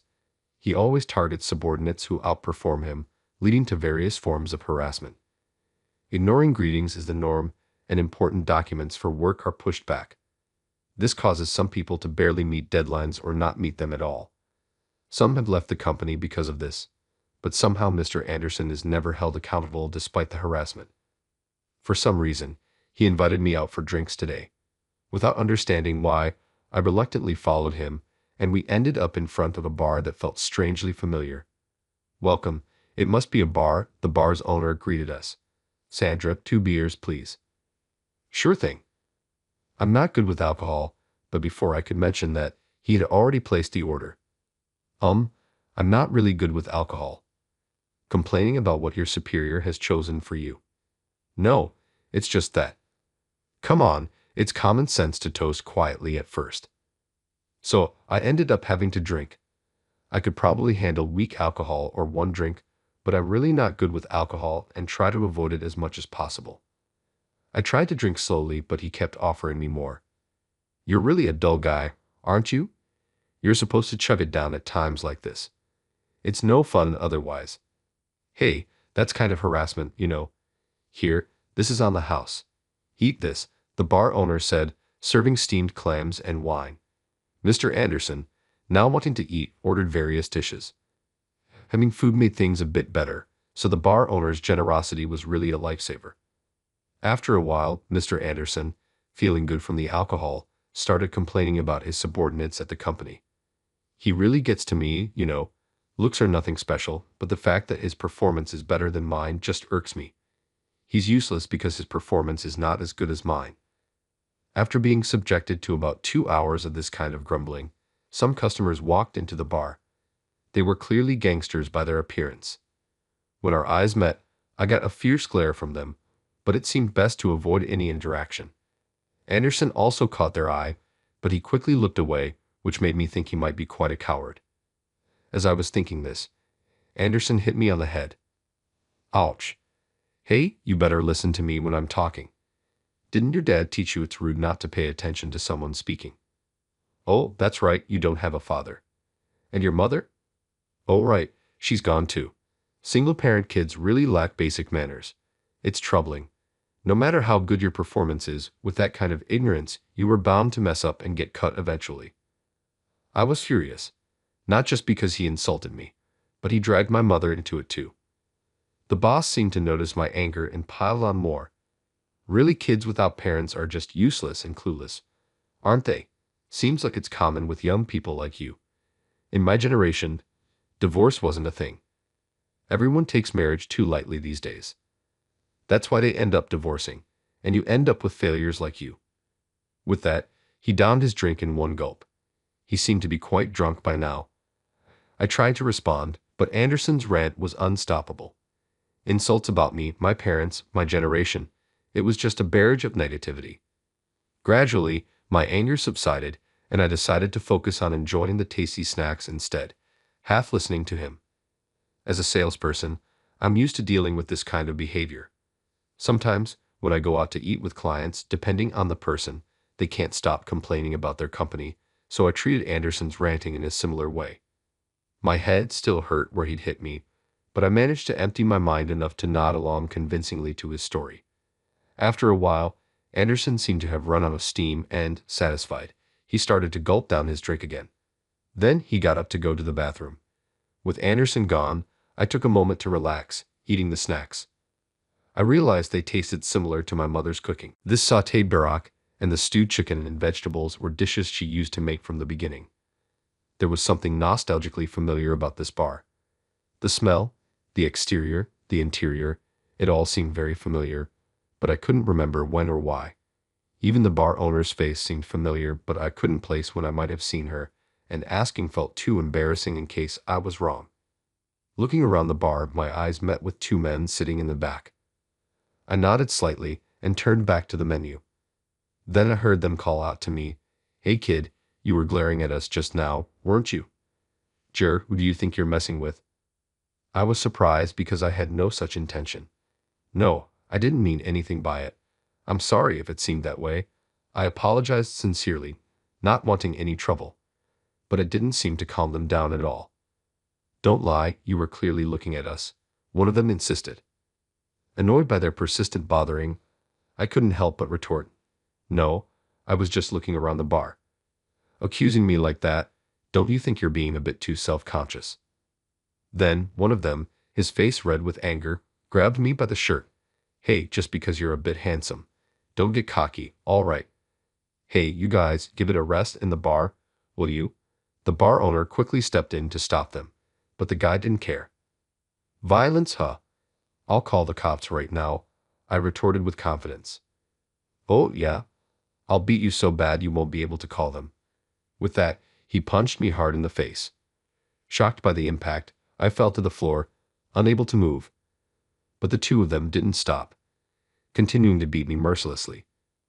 I desperately protected my head. The pain was making my consciousness blur. Then the boss came back. "Aunt Mr. Anderson, help."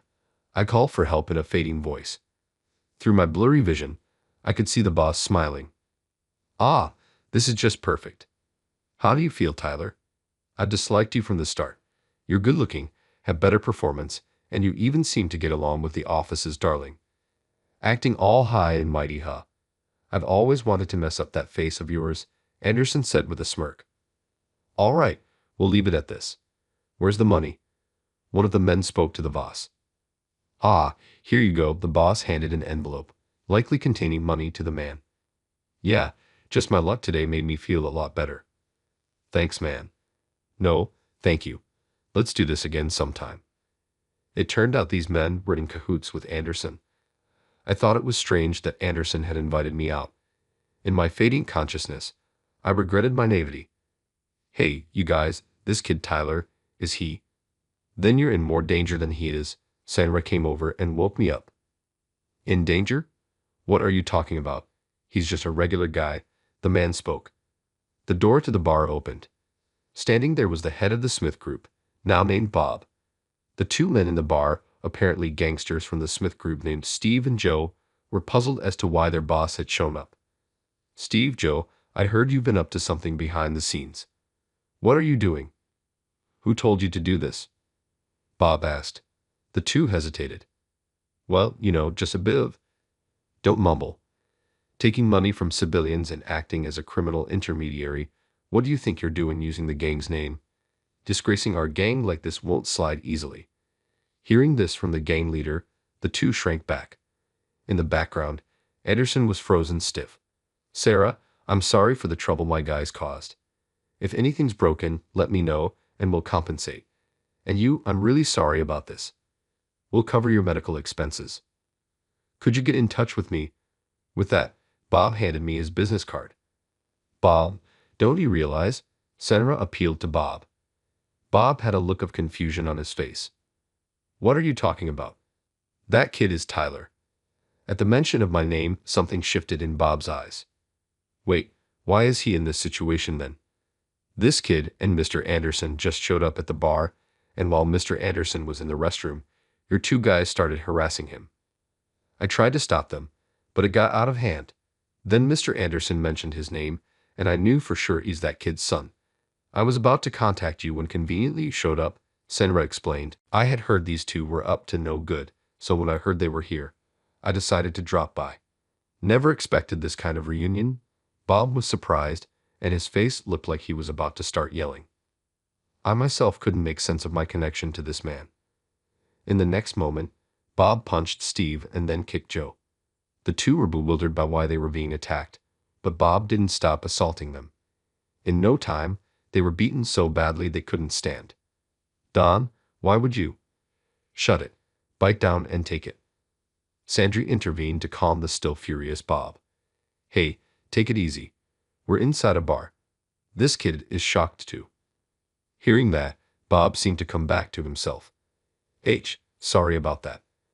SRA, I'll bring the first aid kit right now. She disappeared to the back. The two beaten men were lying on the floor, about to lose consciousness. Anderson was trying to sneak away from the scene. Hey, you're involved in this too, right? You, the one who hired them. Don't think you can just get away.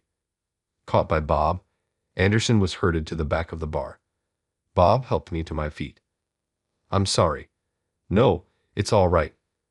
A silence followed between us for a while. Then SRA came with a first aid kit and started treating my injuries. You're Tyler, right? Susan's son. When Henry asked me that, I was surprised. Wait, you knew my mom? Knew her. We were best friends. I was shocked to hear she passed away a few years ago. I really regret not being able to see her one last time, Sandra said, her eyes filling with tears.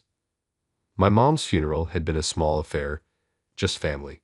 Since it was just me and my mom, I didn't know her friends and could only contact relatives. Wait, so you knew my mom? Does that mean you knew this guy too? I asked, glancing at Bob. I'd like to explain that part, Bob said, and began speaking softly. 28 years ago, I married your mother, but 2 years later you were born. I was often absent, immersed in my work within certain circles. Your mother grew tired of it and left with you 20 years ago, leaving only a divorce notice.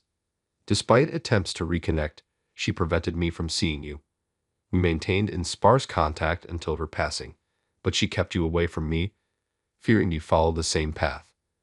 As Bob spoke, tears streamed down his face, and I couldn't help but cry too. Your mom left me to protect you, your family. The three of you used to come hang out here. It's a long time ago, you might not remember. After she split with Bob, she cut ties with this place and me. It was really lonely, but I'm glad to see her doing well. Sandra too started to cry as she spoke. So, you're my father?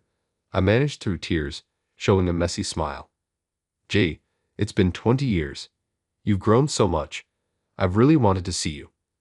Bob hugged me, a moment filled with emotion. There was someone else tearing up. That was Mr. Anderson.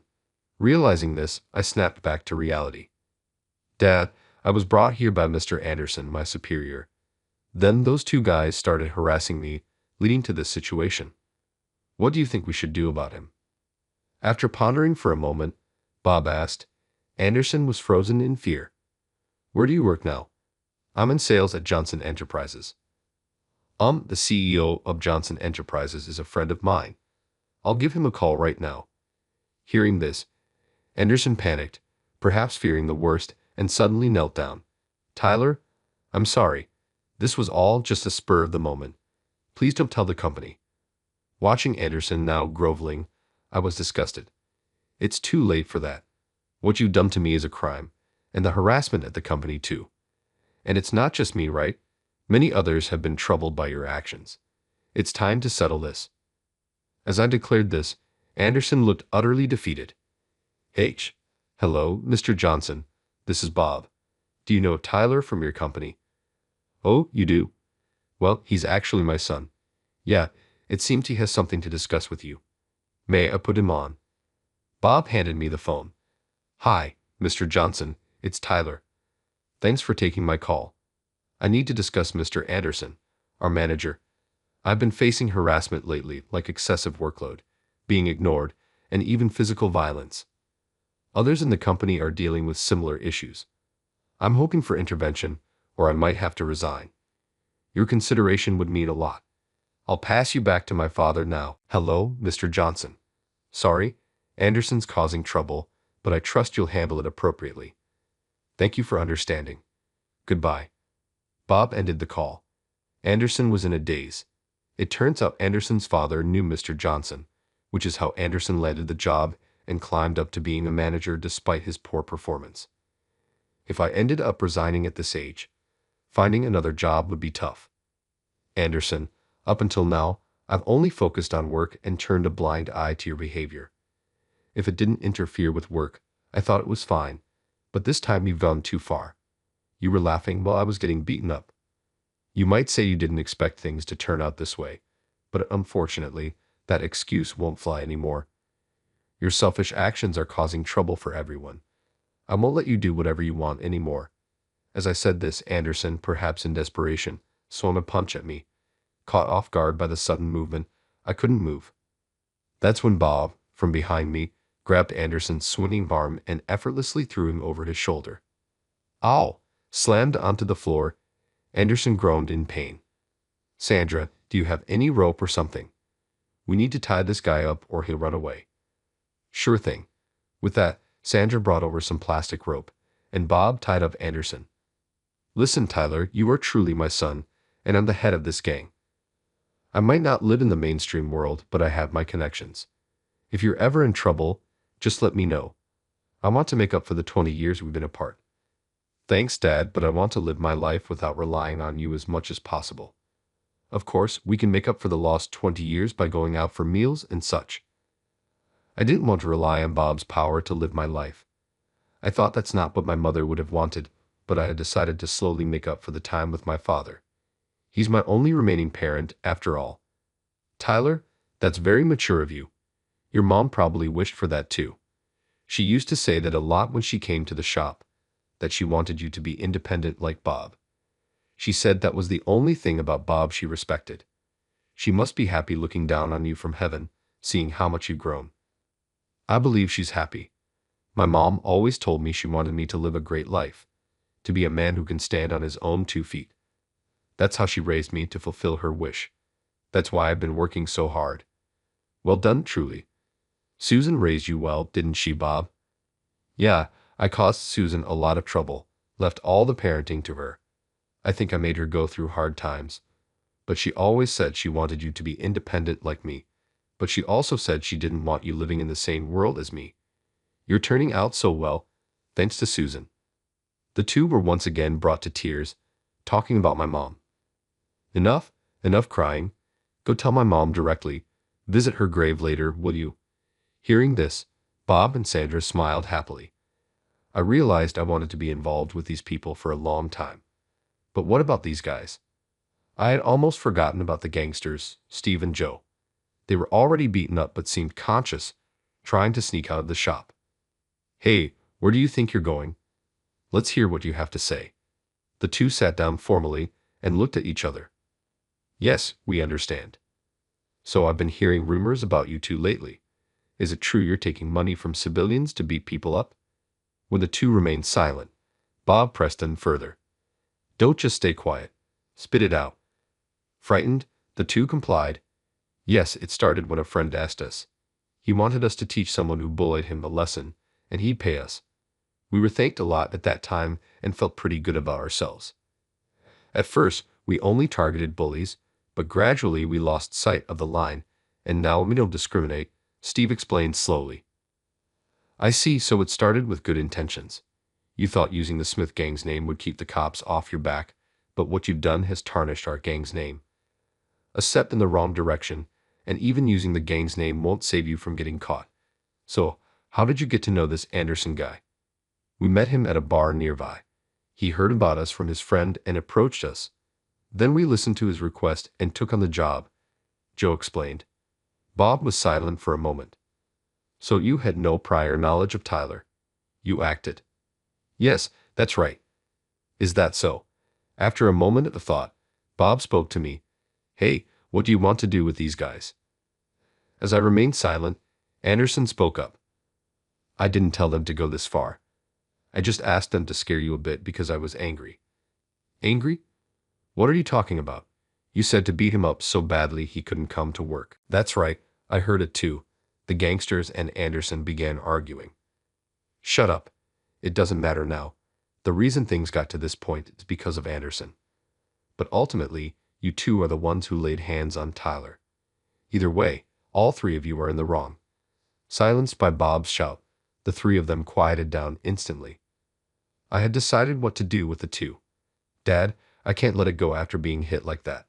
Can I get back at them? With that, Bob quickly agreed. That's my son, so I decided to give Steve and Joe a taste of their own medicine with Bob's help. Though they were almost in tears, I poured all I had into a single punch and landed it squarely on Steve's face, knocking him out cold. Joe was quickly knocked out by Bob as well. I feel so much better, thanks Dad. No problem, but you've got some good muscles there. You could be my successor. Bob. Bob was quickly admonished by SRA, laughing it off as a joke. They're knocked out, but what should we do with them? No worries, I'll call for a pickup. Bob made a call somewhere. Their ride will be here soon, so don't worry. As for Anderson, the CEO is supposed to come for him. What will happen to them now? Probably after receiving punishment from the gang, they'll either turn themselves in or be expelled. Though what happens could change based on my decision. Tyler, do you want to press charges? If you do, it'll likely lead to them turning themselves in. No, I think I'm good. I got back at them, and I feel cleared up. I'll leave the rest to you, Dad. But I don't know how the others who were harassed by them feel. Well, that's true. I know these guys aren't bad to the core, so I want them to pay for their crimes and never come back to this world again. These two were guys that Bob had taken a liking to early on. They were picked up by Bob when they were disillusioned with the world and lashing out. However, Bob had been too busy recently to look after them properly. Bob also mentioned regretting having brought them into this world. It seems there's a desire for them to start their lives over again. Hearing this, I thought about how passionate a person he was. Then the door to the shop opened. There stood Mr. Johnson Anderson. What on earth is this? The CEO was shocked by the situation. As I explained what happened, he deeply apologized. I apologize for the incident. It was an oversight on my part. We'll be discussing Anderson's resignation. Tyler, please remain with the company. Bob, I'm sorry for any inconvenience. I hope you'll continue to support us, Mr. Johnson. I'd like to ask for your continued support as well, for both my son and myself. Anderson was taken away by the CEO. His back looked smaller, perhaps in despair about what lay ahead. Soon after, Bob's top disciple arrived. Bob, sorry to keep you waiting. These are the guys, huh? Really, what have you two been up to? Wake up. Startled awake by the shout, the two men suddenly snapped to attention. Seeing the person standing there, they trembled in fear. Bob, I'm really sorry. I was asked to take care of these guys, and I'll make sure they're properly disciplined, so don't worry. All right, I'll get in touch with you about what to do next. Got it. Thanks. Come on, you two, get up. Grabbed forcefully by the neck, the two were taken away. It seems things have calmed down for now. I was worried about what might have happened if Bob hadn't shown up. Your timing has always been impeccable. Sandra laughed heartily and slapped Bob's back hard. Ouch. Well, yeah. Hey, Tyler, how about we grab some food after this? What are you talking about? We have to clean up the shop first. With all this mess, we won't be able to open tomorrow. I'll treat you to dinner, so please help clean up before you go. Realizing the shop was in disarray, Sandra eyed us. Sorry, we'll take responsibility and clean up. Dad, let's get to it. So Tyler and Bob set about tidying up the shop that evening. We were treated to Sandra's special curry. Before we knew it, morning had arrived. I had taken the day off, so I planned to go to the hospital later to treat my injuries. I'll get in touch later. See you around. Bob left with a refreshing look, his figure somehow dazzling. Later, I was directly informed by Mr. Johnson that Anderson had resigned. After conducting interviews with the staff, it turned out that a significant number had been harassed by Anderson. Some were even on leave due to depression. Mr. Johnson apologized to me repeatedly. He'd heard good things about my performance and praised me, asking me to continue doing my best for the company. I agreed, and even now, I continue to achieve excellent results at the company. On a day off, I found myself at a particular place with my dad and Sandra. Susan, I'm sorry I couldn't understand your feelings better. If only I had matured sooner, we might have reconciled after that fight. I truly regret it. In a few decades when it's my time. Let's be friends again. Over there, saying so, Sandra prayed in front of my mother's grave, shedding tears for a long time. Then it was my dad's turn to pray. Susan, I was wrong back then. My regrets are endless. And thank you for raising our son Tyler into such a fine person. From now on, I'll watch over Tyler. So you have fun in that world. Leave the rest to me. He stood up after saying that. It looks like I'll end up taking care of Dad in his old age. What? I'm still in my prime. As we bantered, a strong wind blew. There was a familiar scent in the air.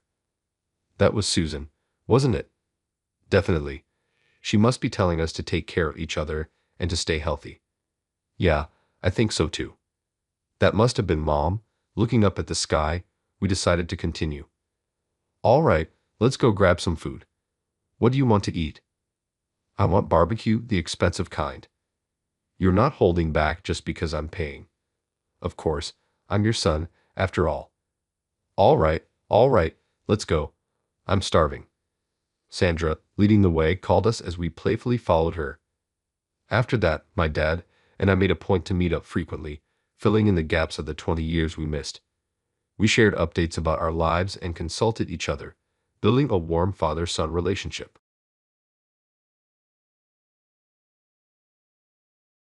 I've been working diligently for 20 years. One day, out of the blue, I received a notice of termination despite my dedication to the company. Congratulations, Mark. You've been selected for workforce reduction. We've hired a top-notch new recruit, so you're being let go. Thanks for your hard work. I stood speechless at the sudden declaration from my manager even. It's unfortunate, but that's reality. You should regret your foolishness for opposing me, he added. He was taken aback by my response and stopped speaking, but soon he regained his composure and flashed that nasty smug grin. No matter how tough you talk, you're still fired. Pack your things and leave. He walked away, laughing loudly, but he truly understood the meaning of my words. The next day, my name is Mark Davis. I've been working at Carson Manufacturing, which makes industrial machinery, for 20 years. Before I knew it, I had become 43 years old, focusing solely on my work and working tirelessly. Even though I've been around for a long time, I'm still a regular employee without any position.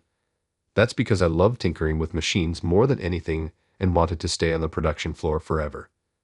There were several opportunities for promotion, but I always explained my situation and had the promotion deferred. For me, having the environment to freely create machines was more important than the salary. However, such happy days came to an abrupt end yesterday.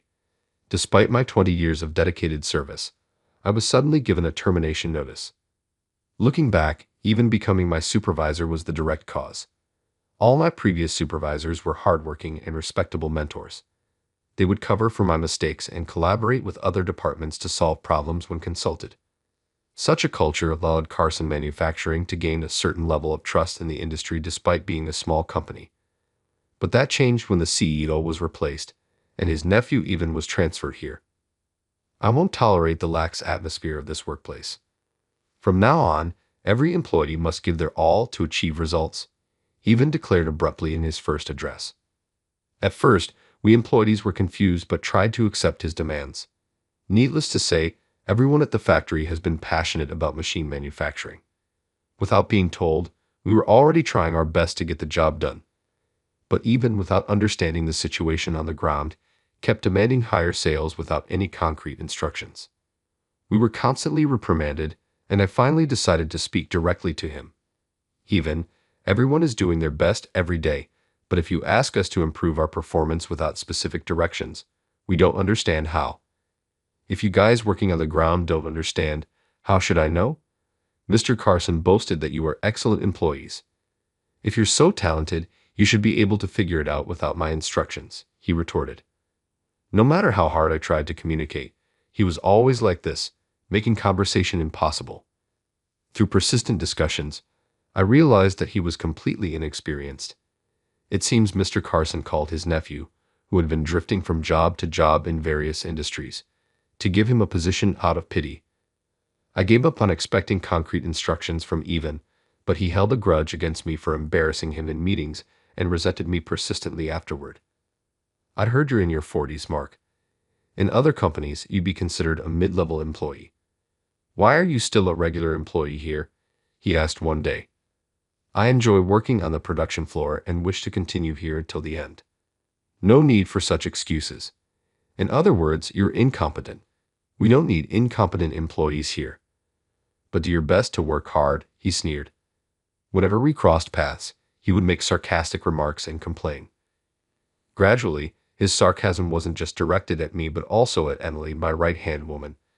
She is a younger woman in her 30s with exceptional skills and a great sense for the work. That's why I always included her in my product development, but even mocked her for it. This company has generous benefits. Mark even has a babysitter assigned to him, he scoffed. Seeing him compare me and Emily while laughing, I almost retorted. I could ignore insults directed at me, but involving other employees was different. However, it was Emily herself who held me back. I know how capable you are, no matter what anyone says. We just need to prove ourselves through our work. Her smile, which always cheered up everyone around, also helped ease my tension.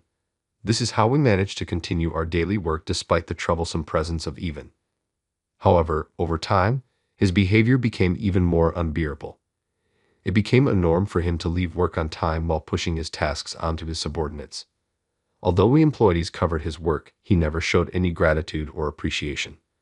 Moreover, when employees applied for paid leave, he would reject it with unreasonable excuses like being too busy or coinciding with his own leave. Realizing that this was unsustainable, we decided to directly complain to Mr. Carson about him. We believed that only he, being a relative, could change Evan's attitude, but the result was a complete failure. Instead of reprimanding Evan, I was the one who got scolded. You've been with this company for 20 years, haven't you?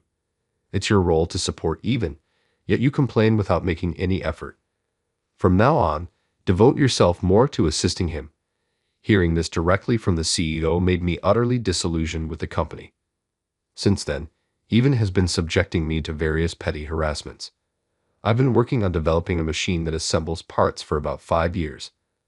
I named it Fabs, combining fabrication and fabulous to represent the joy of creation. Fabs was designed to handle large and heavy parts accurately, automating a wide range of assembly tasks. Once completed, it would replace manual insertion processes, significantly reducing work time and stabilizing quality. For the past year, we focused on finalizing the product based on the prototype. But one day, the prototype was found destroyed. When I arrived at work that day, I was shocked to see the prototype forcibly toppled and in pieces. The prototype was quite large and was securely fixed to prevent it from being easily knocked over. But now it appeared as if it had taken a severe hit, with one side severely dented. As I stood there in shock, Evan approached, pretending to be passing by and sneered at me. "Oh, is it the toy you were making, Mark? Sorry, I bumped into it and it fell over. But isn't it good that we found out its weakness before it was commercialized? You should be thanking me." Lying through his teeth, he walked away laughing loudly. There's no way it would fall just from a bump. It was designed to withstand repeated shaking. Even though I knew it was his doing, without any proof of his deliberate act, I couldn't report it anywhere. Swallowing my frustration, I began repairing the prototype. Fortunately, most of the internal circuitry was intact, and within a few days, the prototype was restored. Since then, I made sure to lock the room where the prototype was kept whenever I left. Previously, the development room was always open so that anyone in the company could freely observe it. The low barriers for exchanging opinions across positions and departments were a strong point of this company. But from that day, such enjoyment became a thing of the past. Besides this incident, Evan continued to harass me by shredding documents I created and piling an excessive amount of paperwork solely on me. Additionally, he would answer calls intended for me and delete data I was responsible for without permission, taking his harassment to new levels. Despite this, I stayed at the company. This was because I had a strong resolve not to leave until Fabs was officially launched. I believed that once Fabs was released, it could bring about a small revolution in the manufacturing industry, which was suffering from a labor shortage. Holding on to this belief, I endured Evan's daily provocations and immersed myself in product development. In the midst of these trying days, a turning point finally arrived. One day, an envelope was delivered to my desk. It was an invitation to the world's largest technology and manufacturing exhibition. This exhibition was a platform to showcase the latest manufacturing and implementation technologies in electronics, attracting related industries from both domestic and international companies such as electronics, semiconductors, and automotive parts manufacturers. I had applied to present fabs, which I had been developing for 5 years at this event. Now everyone will see how amazing fabs is. I prepared day and night for the exhibition, fine-tuning fabs and getting ready for the presentation. On the day of the exhibition, the venue was filled with industry experts and media representatives. Finally, it was time to present fabs. As the presentation time approached, I felt a thrilling excitement like never before. But just 5 minutes before the start, I was suddenly called out by the event organizers. "Mark, we're sorry, but Even will be presenting instead of you." "What? Even?" I was bewildered. But while I was trying to process this, Even walked past me with my presentation materials and took the stage. He then began presenting the content I was supposed to present with a self-satisfied look on his face. "What is going on?" "I prepared everything, the demo files for fabs, the PR videos. Everything was made by me." Next to me, Emily was also trembling at the sight. "For us, this is terrible. I can't believe it. He has stolen all of your work, Mark. Fabs is my creation. I built it from scratch and finally brought it to completion." After the presentation, Even, completely satisfied, approached us as we stood there in shock. "Even, what is the meaning of this? What's the problem? It's obvious it's better for a department head like me to explain than a regular employee like you. Don't you understand that it increases the chances of successful deals?" he retorted, showing no remorse whatsoever. Unable to hold back, I finally let go of my usual resignation and protested. "But fabs is my invention. You don't even understand the content of the materials you just read, do you? The employee who understands the product should be the one presenting. You just don't get it, do you? Besides, I got permission from Mr. Carson to present this machine.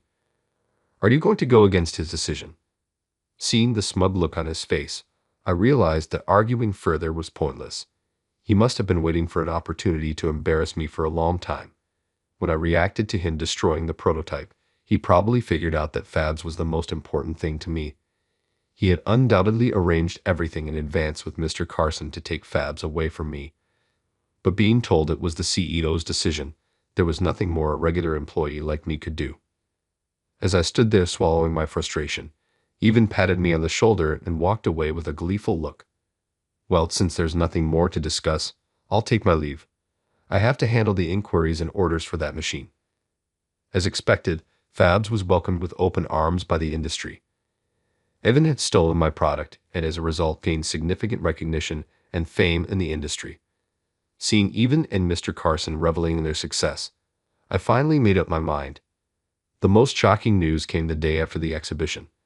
Today, remembering the humiliating events of the previous day, I went to work as usual. However, my desk was completely empty. All the research I had accumulated over the years and the meticulously gathered documents were gone. What is going on here? I don't know. I have no idea. When I came in this morning, it was already like this. I asked Emily and my other colleagues, but everyone just shook their heads, clueless. After searching the department, we found that everything from my desk had been stuffed into garbage bags and left in a storage room. Who would do something like this? Emily muttered in shock, and everyone thought of the same person at that moment. "Mark, what are you doing over there?" Even, grinning smugly, appeared clearly in high spirits. He glanced at me holding the garbage bags and snorted derisively. "Rummaging through trash early in the morning. You've really hit rock bottom, haven't you?" My belongings were thrown away. "Do you know anything about it, Even?" "Oh, that. It was all unnecessary, so I took care of it last night. You should be thanking me." "What?" He casually admitted it was his doing, leaving me speechless. As I struggled to find a response, he smiled and dropped a bombshell. "Congratulations, Mark. You've been selected for work reduction. We're hiring a top-tier new graduate starting tomorrow, so you're fired." I was stunned by the sudden announcement. He continued, enjoying himself. "The new hire is Mr. Carson's son. He's a young, college-educated employee, totally different from an eternal regular employee like you. The machine you made, Fabs or whatever is finished, right? That means you're no longer needed by the company. The new hire will use your desk starting tomorrow, so clear it out and leave today. In other words, you're fired. I've worked diligently for 20 years, and now you're telling me to leave by the end of today. His grin widened even more at my response. That's what I've been saying. A regular employee can't even understand when they're being fired. Listen, Mark, you're fired. It's unfortunate, but that's reality. You should regret the foolishness of opposing me. That's good. He was taken aback and stopped talking. What did you just say? I said, that's good even. Can't you understand my response? This company may be what it is now, but I've been here for 20 years. I was hesitant to submit my resignation, but since you fired me for the company's convenience, it's a different story. Now I can lead this company proudly. Hearing my words, Even stood there dumbfounded for a moment, but soon he shook his head, regaining his composure. That nasty, smug grin returned to his face. Is this the howl of a loser? No matter how much you pretend to be tough, you're still fired. Pack your things and leave. I will, and by the way, I'll be taking all the unpaid vacation days I've accrued. For a lowly employee, you sure know how to use your head. Take as many days off as you want. With that, he laughed loudly and walked away. I gathered my necessary belongings and left the company. After 20 years of commuting every day, rain or shine, it ended rather abruptly. Thinking about this, I slept in late the next day, forgetting all my past fatigue. But when I woke up and saw my phone screen by my pillow, I blinked in surprise. What is with all these missed calls? There were dozens of missed calls from the workplace I had just left. They must have been calling non-stop since the start of the workday. As I sighed at the long list of missed calls, another call came in. I was tempted to ignore it, but the constant ringing was draining the battery, and it was annoying. I realized that if the calls continued like this, I wouldn't be able to use my phone properly, so reluctantly, I decided to answer. Hello, this is Mark. Finally. How long were you going to keep me waiting? The workplace is in chaos. Get here immediately. The person yelling was, of course, Even. Without waiting for my response, he started babbling about the situation. According to him, when he arrived at work this morning, there were no employees present. When no one showed up at the start of the workday, he began calling each employee, only to find out that everyone had resigned. Shocked, he visited the CEO's office, but found only a pale-faced Mr. Carson with his secretary nowhere to be found. After you left yesterday, all the employees came to submit their resignations. They all said they would leave in a month and use their remaining vacation days during that month. I thought it was a joke and ignored it, but no one showed up today. I only fired Mark. Why did the other employees resign too? Even was at a loss, and Mr. Carson had no answers either. Gradually, Even's face turned red with panic. This means there's no one to do the handover. The company is in serious trouble. I told them the same thing, but they insisted it was according to the rules, and no one would come back. Did they really have that many vacation days left? And taking a month's worth of vacation is incredibly unprofessional. His rant continued, and then he started berating me over the phone. You mentioned taking your vacation days yesterday, right? This company's employees have no sense. Taking vacation days when you're fired, and for a whole month, no less. This is fraud. There's nothing unusual about it. I was completely exasperated and explained the vacation policy to him. In this company, employees earn 20 days of paid leave each year. Additionally, for this particular year, they can carry over unused days to the next year. Thus, employees could accumulate up to 40 days of paid leave if they choose to.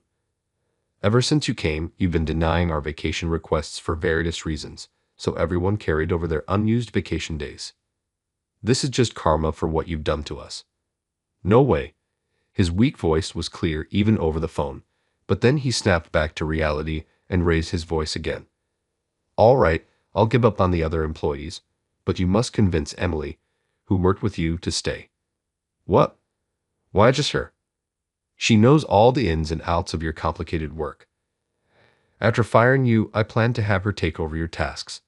But now, she's left too. My plan is ruined. That's unfortunate. I suppressed the urge to laugh.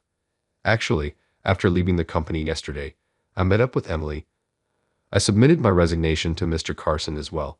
she said, smiling brightly as she followed me out. Are you sure about this? Absolutely. A company that makes such poor decisions isn't worth staying at. When I told him I was resigning, he mocked me, saying they wouldn't miss one or two employees like me. She started laughing heartily. Mr. Carson and Even are going to be in for a shock tomorrow. It's not just one or two employees. The entire staff is quitting. I wish I could see Even's face when he finds out. Yes, this mass resignation was our plan all along. Everyone had been fed up with Even's antics and Mr. Carson's failure to stop him. We had been planning to leave the company, and the incident with Even hijacking my presentation at the exhibition was the final straw. After that, Emily had joined our other resigned colleagues and celebrated with some delicious drinks. As I recalled the events of yesterday, I heard Even's weak voice on the phone. If it comes to this, Even, you will do. Come to the office immediately. The phones have been ringing non-stop with inquiries, and we can't keep up. I was fired by you, Even. I can't come to your company. I clearly refused and ended the call. As I hung up, I could still hear his pleading voice, but I had no more ties to that company. Evan continued to call me intermittently. However, I never answered, and the calls gradually decreased, eventually stopping completely after a week. He must have been too busy dealing with the company to keep calling me. I enjoyed my newfound peaceful life for a while. Later, I heard that the company went through a tough time. Even when they received inquiries, only Even and Mr. Carson were there to handle them, which led to many misunderstandings. Eventually, a defect was found in the fabs presented at the exhibition, and the company received numerous complaints. Without me, who had developed it, Even was at a loss. He couldn't answer questions about repair schedules or future prospects, injuring the clients. Meanwhile, I continued to walk my usual commute route. As I passed my former company, Even spotted me and rushed over, sweating profusely. You're finally here. I knew you would come, Mark. Now fix that fabs machine. The clients are furious. Half crying, he clung to me, but I shook off his hand nonchalantly. You must be mistaken. I was fired from Carson Manufacturing. Then why are you here? I'm on my way to my new company. From now on, I'll be working at Davis Engineering, my new startup. Even was stunned, his eyes wide, and he turned pale, collapsing to the ground. He tried to say something, but I ignored him and headed to my new office across from Carson Manufacturing. I had always wanted to have my own company, a place where I could freely create machines. A dream come true. And with like-minded colleagues, I wanted to create products that could compete globally. As I shared my vision, my coworkers supported my plan. What started as a dream became more serious as Even worsened the work environment. We gradually prepared for the startup, and I had intended to stay at Carson Manufacturing until the launch of fabs out of loyalty, but the betrayal at the exhibition by Even and Mr. Carson sealed my decision to leave. In my new office, I looked out the shiny windows. Inside, the data Even presented at the exhibition included bugs from before the revisions. I had the correct data and fixed parts ready for the real presentation. If he had apologized, I might have given him the revised data, but that's impossible now. I turned to see Emily standing there with a cup of coffee. Behind me, my former colleagues were smiling warmly. Everyone who had submitted their resignations had joined my new company. I looked around at the familiar faces, all reliable friends. Let's work together and give it our all. I look forward to working with you. Encouraged by my words, my colleagues responded with bright, beaming smiles. After that, we worked together to develop the improved version of Fabs. We addressed the previous issues and launched the final product online. The response was overwhelmingly positive, and seeing this, Even reportedly collapsed to the floor in despair, saying, "This is the end for our company." Just as he predicted, the old company stopped receiving new orders. Everyone preferred the improved version from my new company. Nobody wanted to buy the problematic old product. Even only received repair requests, but he couldn't handle them and was soon swamped with refund demands. Shortly after, the company went bankrupt. The elite newcomer Mr. Carson's son had long since fled and was working in an unrelated company. Meanwhile, Mr. Carson and Even ended up with massive debts and eventually filed for bankruptcy. After that, they tried to find new jobs, but Even, having never worked properly, was not hired anywhere for long. The other day, Emily confided in me with a serious expression. Actually, the other day I saw a soup kitchen in a park in the neighboring city for people in need. Among them, I think I saw someone who looked a lot like Mr. Carson, and even if it really was them, their fate is tragic, but it's certain that they are reaping the consequences of their actions. Since then, my company has been steadily growing. We've been continuously improving, incorporating customer feedback to make the machine more versatile with interchangeable attachments. I intend to keep cherishing the feelings of my employees and our gratitude towards our customers. My relationship with Emily has also blossomed. I'll always stay by your side. I want to watch the company grow alongside you. It's been a year since she confessed her feelings and we started dating. Next month, we're getting married. I want to continue building a vibrant workplace with Emily, who understands me better than anyone else. Hand in hand with her, I step into a new future with all my might. I will continue working tirelessly today and every day.